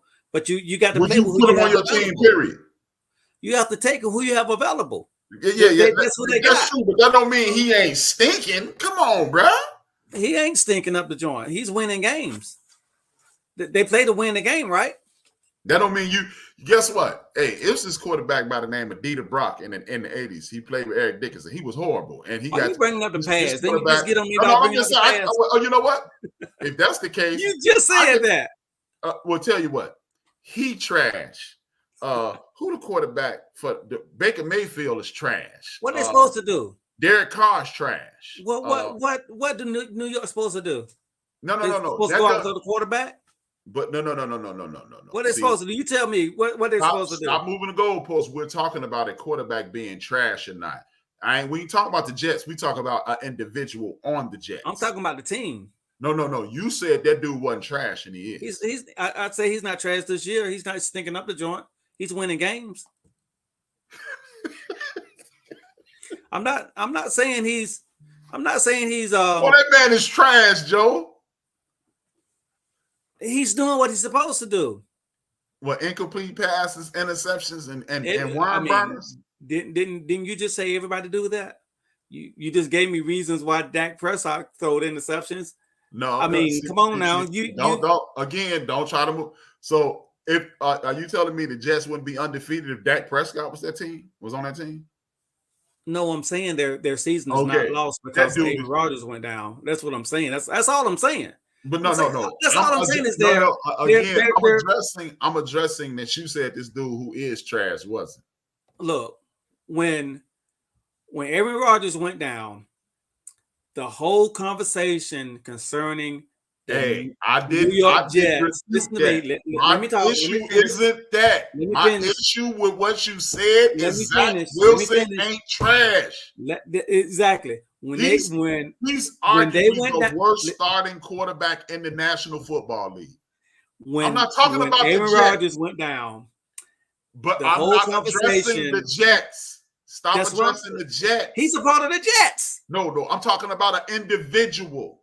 Put like this: the '86 Giants had this one dude who was trash on their defense. They used to call him Toast. The defense broke the Bears' year's previous records. That meant the defense was excellent. Elvis Patterson was toast. Zach Wilson Zach Wilson. With a ton of talent. You're talking about two completely different. You're talking about two completely different positions. You're See, this is where listening works. Yeah, and you're not doing it right now. Zach Wilson is trash. You're not letting me finish. I'm not talking about the Jets. He's individually a not good. Are you going to ask a question? Player. Are you asking me? Are you going to ask a question? Now let me finish. No. I didn't ask you a question. I made a statement.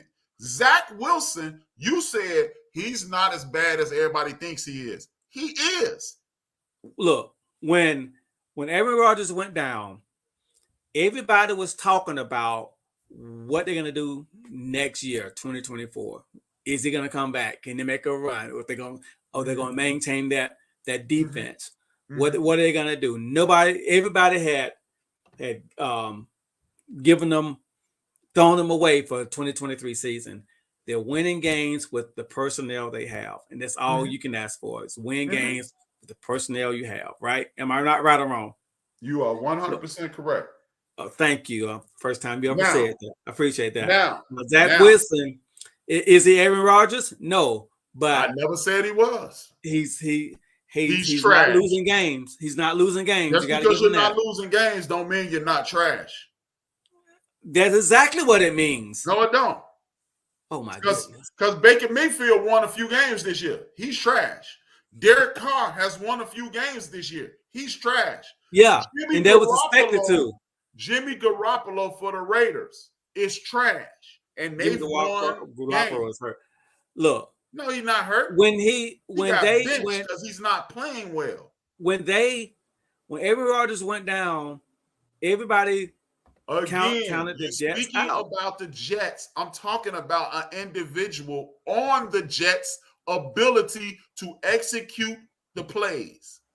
What you want him to do? The Jets. You want him to lose the game so you can be right? See, again, stop moving the goalposts. I'm gonna say it slowly because you're not gonna listen. I am not speaking about the Jets as an organization. I am speaking about the gentleman that plays the quarterback position for the Jets. He's trash. He is trash. The Jets have a ton of talent. The quarterback is horrible. They are winning in spite of his inadequacies. That's what I'm saying. Well, You can only play with who you got on the It has personnel. nothing to do with his ability to do his job. You can only play. You can only play with who you got with. I'm not giving him no MVP. I'm not picking him first for anything. He's winning. The Jets are winning the games. Are they not? They're winning Jets games. are winning. They're winning the game. In spite of his inadequacies. Oh, okay. All right. So when they lose, you blame the quarterback. And when they win, you give them the quarterback no credit. No, right? Right? No, I'm not. What I'm saying that's exactly what you're doing. They are just because you're saying you're not doing it, don't mean you aren't doing it. Let me see. This guy. Let me look up his numbers because I want to make sure I'm not. Wait a minute. We don't go by stats on this show. We don't go by stats. I'm just saying. We don't go by stats. I want to look at what this dude is doing on the season. So because if he's having a solid season, then I'll retract my statement. What's your definition of a solid season, though? That's he has played 6 games in the National Football League. He has 1,300 yards and he has 5 touchdowns and 5 interceptions. Okay. That is horrible quarterback play. Especially since it's a gentleman who's only played 6 games this season and he had 400 game this season, right? He had 474 yards and 5 touchdowns yesterday. He had a third of this guy's season in 1 game.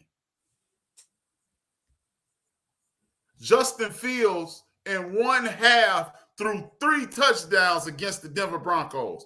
And this guy has thrown 5 touchdowns for the season. That's horrible. That's horrible. 5 touchdowns in 8 games is horrible. Well, you yourself talked about the importance of a running game, and they're winning the games through the running game, and it takes a again. I can't Again, you're speaking about the organization, and I'm speaking about this individual. I'm not talking about the organization. I'm speaking of the individual and his inadequacies. He is an inadequate quarterback. He does not play the position well. Trevor Lawrence has 4 interceptions. How many touchdowns does Trevor Lawrence have? I think about 9, maybe. You think? Hold on. Are you telling me Trevor Lawrence only has 9 touchdowns for the season? Mm-hmm. I think so. I think that's again. Somewhere. Here's the thing. He has 4 interceptions, less than Zach, and he has almost twice the touchdowns. No, he has 4 interceptions. Zach has 5. Less than Zach. Oh, I thought you said 4 less than Zach. He has 4 interceptions. That's less than Zach. Mm-hmm. And he has twice the touchdowns almost. Well, I'm not saying he's a number 1 player. I'm just saying he's winning games, and that's what you're supposed to do. So I'm gonna give credit. No, that does not make you. If they was losing, you have a valid point. No, because as long as they winning, I've seen a ton of horrible quarterbacks. I've seen some horrible quarterbacks. I've seen at least 1 horrible quarterback win a Super Bowl. How about your boy up in Pittsburgh? Is he a horrible quarterback? He's having a horrible season. So he's not a horrible quarterback. No, because he doesn't have 3 seasons performing as he's performing now. Okay, so Zach has shown us for 3 seasons he can't get it done. How about Daniel Jones? Daniel Jones is horrible. Okay, so one thing I will say about you, and we're gonna leave it here, you're pretty consistent at being inconsistent. You're pretty consistent at being inconsistent. Because first you say don't talk about the past, Talk about No. I'm using. You asked me. You seem to question why I didn't call Pinkins a horrible quarterback, and I'm calling Zach a horrible quarterback. I said Pinkins is having a horrible season as of this moment. Yeah. Zach has had a horrible career. He has 3 seasons playing the way he's playing presently. I'm talking about presently. He's not trash because he's. Hey, man. You know, there's such a thing as, you know, you start off slow and then you build a momentum, like the Miami Dolphins against Carolina Panthers. You know what the score was at halftime? Halftime it was up 14-0 against Miami Dolphins. They came back and beat us 42 to whatever. So they had a horrible half, right? But they're not a horrible team. They came back. So my point is Zach Wilson is with the Jets now. He's their general. Panthers, right? Your team is Carolina Panthers? Yes, unfortunately. Would you want Zach Wilson quarterbacking your team at their best? At their best? Yeah. The Jets ain't at their best. The Jets have an awesome defense. They have the offensive rookie of the year. Allow me to finish. Don't interrupt me before I finish. They have an awesome defense. They're one of the best defenses in the league right now. They have goo gobs of talent offensively right now. So this is probably the best collection of talent that the New York Jets have had in a very long time. So juxtapose that to the Carolina Panthers. Put them in the best possible situation. Get them that same awesome defense. Give them a Pro Bowler, Rookie of the Year wide receiver, a Pro Bowler, All-Pro at running back. Would you want Zach as your quarterback? Compared to who they have now? I didn't ask you to compare him to anything. Yeah. You want Zach Wilson on the Carolina Panthers as he's currently playing on your team. If Zach Wilson, I didn't ask you. One thing I ask you to do. Question. You always trying to qualify. One thing I will ask you to do. If you ask me a question, please allow me to answer it. No, you stop qualifying. That's a yes or no question. It's not a yes or no question. Your Carolina Panthers needed a quarterback. If they had the team that the Jets have right now, would you want Zach? You know what you're doing? You're acting as if Zach Wilson were their first choice. I didn't ask you that. I asked you a simple question. I'm talking about under this scenario. No, who they have. Under this scenario. You keep telling me about the Jets. I am talking about you keep talking about the organization. I'm talking about an individual. He's a part of the organization. No. Not? If that's the case, there's never you can never tell me about a player playing bad if the team is winning. Because according to you, Trent Dilfer belongs in the Hall of Fame because guess what? Trent Dilfer quarterbacked the Baltimore Ravens to a Super Bowl victory. He's the man now. I never said that. He gotta be because he won a Super Bowl. Because if Zach Wilson ain't trash, Trent Dilfer couldn't possibly be average because only great quarterbacks win Super Bowl. You act as if somehow some miracle happens and the New York Jets win the Super Bowl this year. Listen to me. You act as if when they go out to give the rings out, Super Bowl rings, the ownership gonna say, Zach, you is trash. Even though we won the Super Bowl, you're not getting one. He's a part of the team. You play with who you got, and he's not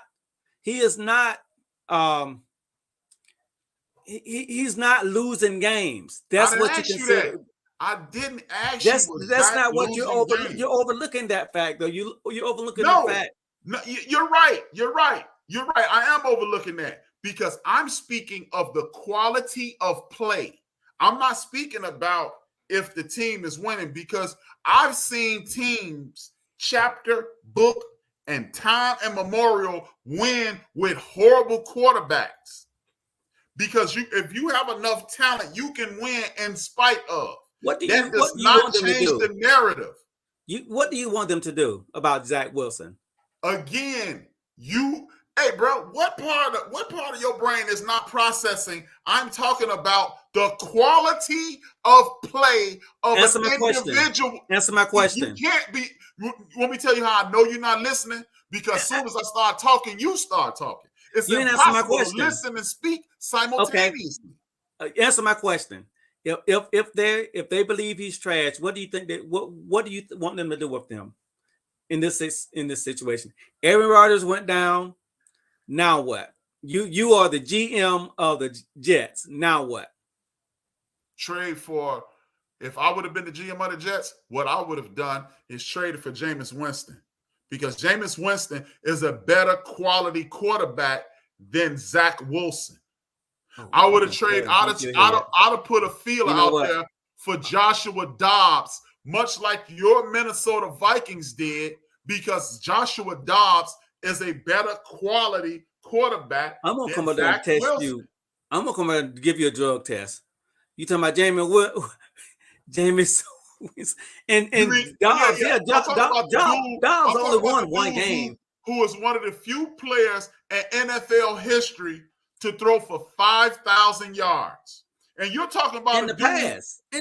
Hold it. And you're talking about a guy who at the mid-season point has 1,300 yards. How many Super playoff games he won?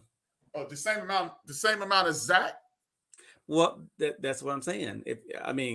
They're not losing games. That's not what you can't seem to understand that. You're talking past me. You just want to throw the baby out with the bathwater. What they say, right? Yes, this baby is fucking retarded. You're not. See, we're not having the same conversation, Joe. No, we're not. Because I know because you're talking about the Jets, and I'm talking about an individual. I'm talking about an individual on the Jets. No, you're not. You keep telling me about the whole team. I'm saying because the fact. If you were okay, I'm gonna make it. I'm talking about the fact that they're winning games. I'm gonna make it real easy. If you were a teacher in a classroom, what grade would you give Zach on his play? I can speak now. What grade I would give Zach? See, these questions you ask is you trying to individualize what I'm trying to do. That's what I've been saying, damn it. Listen to me. What I'm trying to do is give credit where credit is due. So you just gonna ignore another question. I didn't ask you to give credit where credit is due. I said, and again, whatever I say, my answer is going to be wrong in your opinion. If you were a teacher and Zach Wilson's play, you had to grade him on his individual play.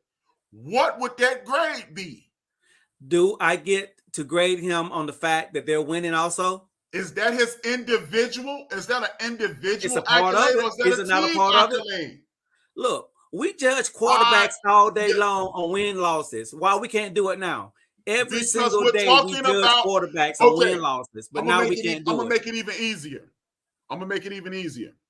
If you were the general manager of the Jets and he was asking for some of that Lamar Jackson money, why are you comparing Lamar Jackson to Zach Wilson? Why not? Because both of them are winning. Because I never said Zach Wilson was a great player. Lamar Jackson obviously is. Again, if you had to grade him, not the Jets, not their record, his abilities, what would the grade be? I'm grading on everything I see, not just his ability, because his. So you just say, I'm not going to answer the question. It'll be easier. No, I'm not going to answer the question. I'm actually answering the question. You just don't want me to answer. You want me to answer your way. Every Sunday, every player on the Jets that played gets a grade. Yeah. Yeah. What would his grade be? I would say maybe a C minus. I won't give him an F because you got to give him some kind of credit for winning. I mean, who else you gonna put in there? Who else on that roster you gonna put at quarterback? You're not talking about what I'm talking about. Answer my question. I'm not talking about the Jets. I'm talking about the Jets. Bruh, the conversation I'm having has nothing to do with the Jets. Okay, answer this question. Look at that current roster right now. You got your Hall of Fame quarterback. Clearly, they don't have another option. But you know what? Look, listen though, they don't have another option. That does not make the option that they have good.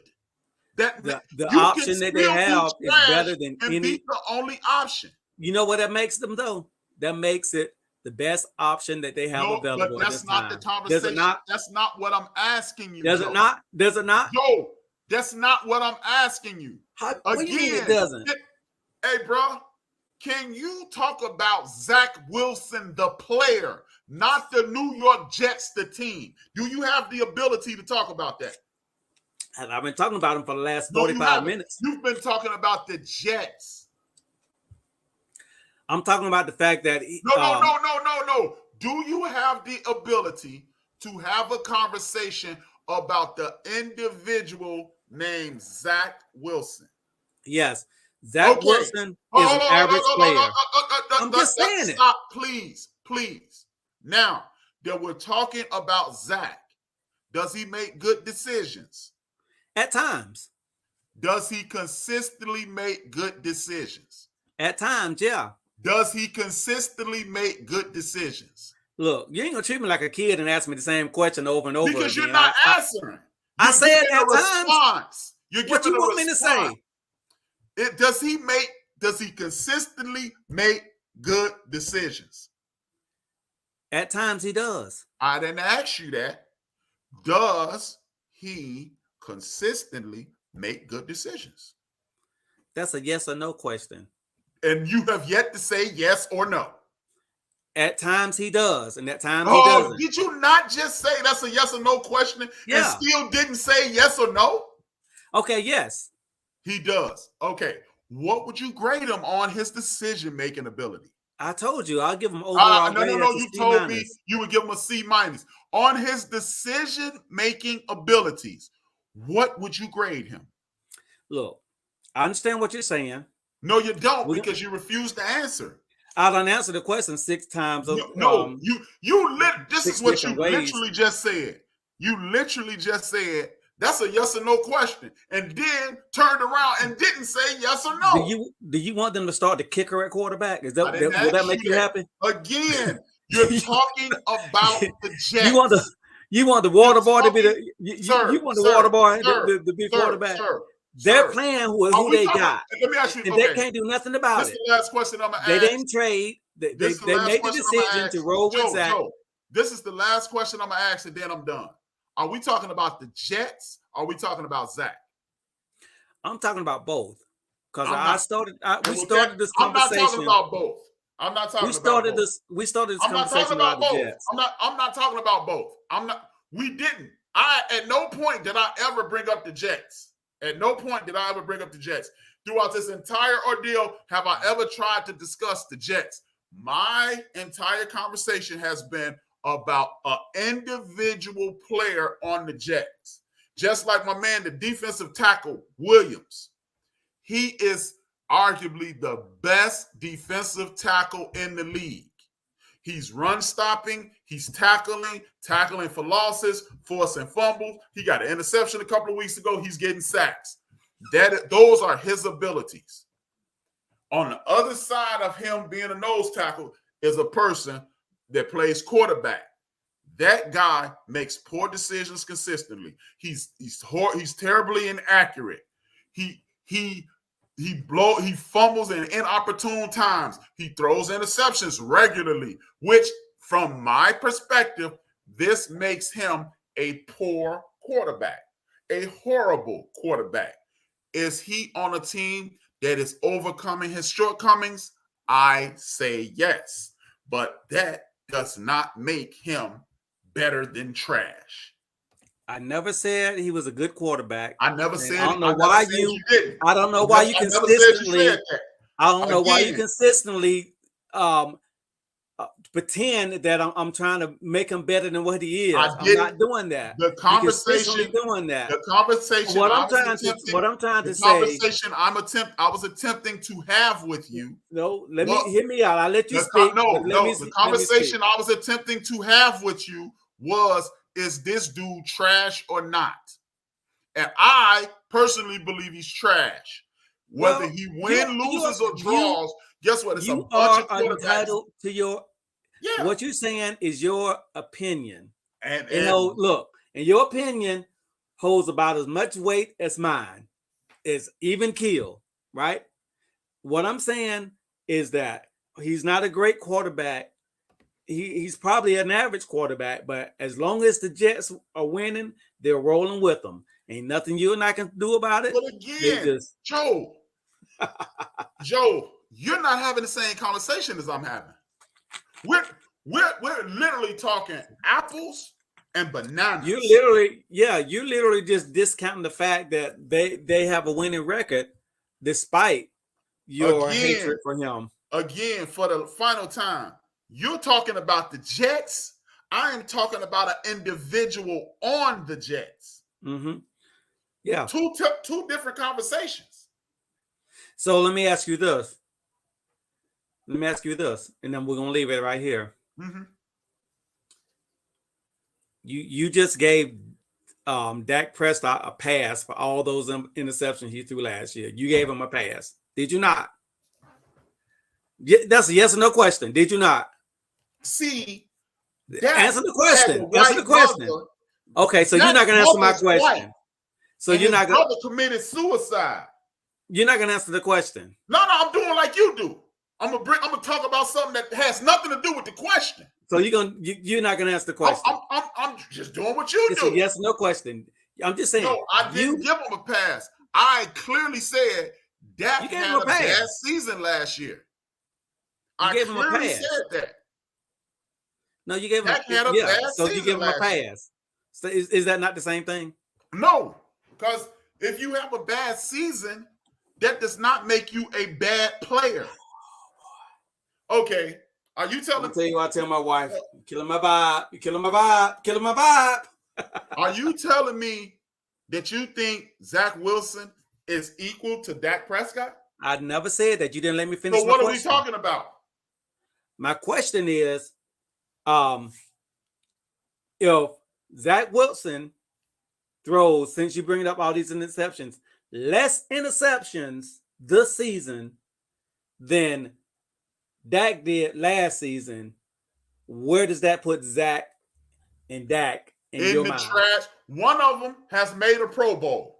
One of them has led his team to the playoffs. One of them has multiple seasons of very good quarterback play. One of them. You asked the question. I'm answering it. The other one has multiple seasons of playing subpar football. Okay, now that brings me to my second question. At what point is it okay and not okay to talk about the past? Because a few minutes ago you said we got to talk about the present. You asked me a question about the past, sir. Yeah, I'm just saying. I'm talking about Zach Wilson. I didn't ask you nothing about Zach. I didn't ask you nothing about Zach Wilson's past, did I? I didn't ask you nothing about Zach Wilson's past. Yes, you did. You said if Zach Wilson throws less interceptions than Dak did last year. Yeah, I didn't bring up Zach Wilson's. Hold it. I'm just comparing season. I'm talking about one season compared to. Do you think last year to pass? Let me ask you this: Zach Wilson it's last year to pass. I said I didn't bring up the past of Zach. Last year the pass. What I'm saying it's last year to pass. Do you It's think last last year year? the past. Do you think last year was It's last year Prescott's the worst past. year? It's Was last last year the past. Was it It's last year the Prescott's? past. Oh my goodness! It's last year the past. It's last year the past. You done? It's last year the past. Oh, you done? It's last year the past. It is the past. Okay.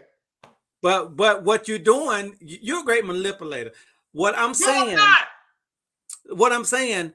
if last year, do we agree with this? Let's first off, let me ask you this. Do we agree? Do you Hey, agree bro, with me? I got 15 minutes before I start another show, so hurry up. Okay. Do you agree that last year was Prescott's worst year? Yes. Statistically speaking. Okay. All around, he had his worst season. Right. That's what I just want to take that 17-game schedule, which I know he was hurt some of the. That's the same pass that you told me not to. I'm going to take that 17-game season, compare it to this 17-game season, right? Mm-hmm. With Zach Wilson, 17 games versus 17 games. And ask you this question, based on what you're saying, if Zach Wilson's numbers is better than Prescott's numbers, then where do that rank Zach Wilson in comparison to Prescott? That's the only thing I'm saying. You changing it around to this, that, and the other. I'll answer that right now. I'll answer that very simply.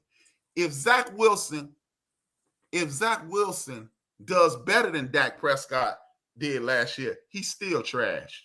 You know what? If Zach Wilson from game 8 to the rest of the season go out and throw 500 yards a game and win the Super Bowl MVP, you still gonna call him trash. If Zach Wilson throws for $500 a game, I'll start dating men. Look, it don't matter what he do. You like a Cowboy fan. No matter what. I'm like a realist. We're having two conversations. You're talking about the Jets. I'm talking about. It's amazing. Okay. You know what? It's what team does that play for? That piss off gets like my man Warren in the chat room. What team? It's amazing. It's amazing to me how you can individualize Dak Prescott's one season that he had. Dak Prescott had a horrible year last year. Dak Prescott had a horrible year last year. Dak Prescott had a horrible year last year. But then I ask you about Zach Wilson, and you tell me about the Jets. I mean, doesn't he play for him? I was talking about the Jets organization. How is it that you can compartmentalize Dak's bad season and separate it from the good year that the Cowboys had? But I'm telling you about Zach's bad career, and you tell me about the Jets.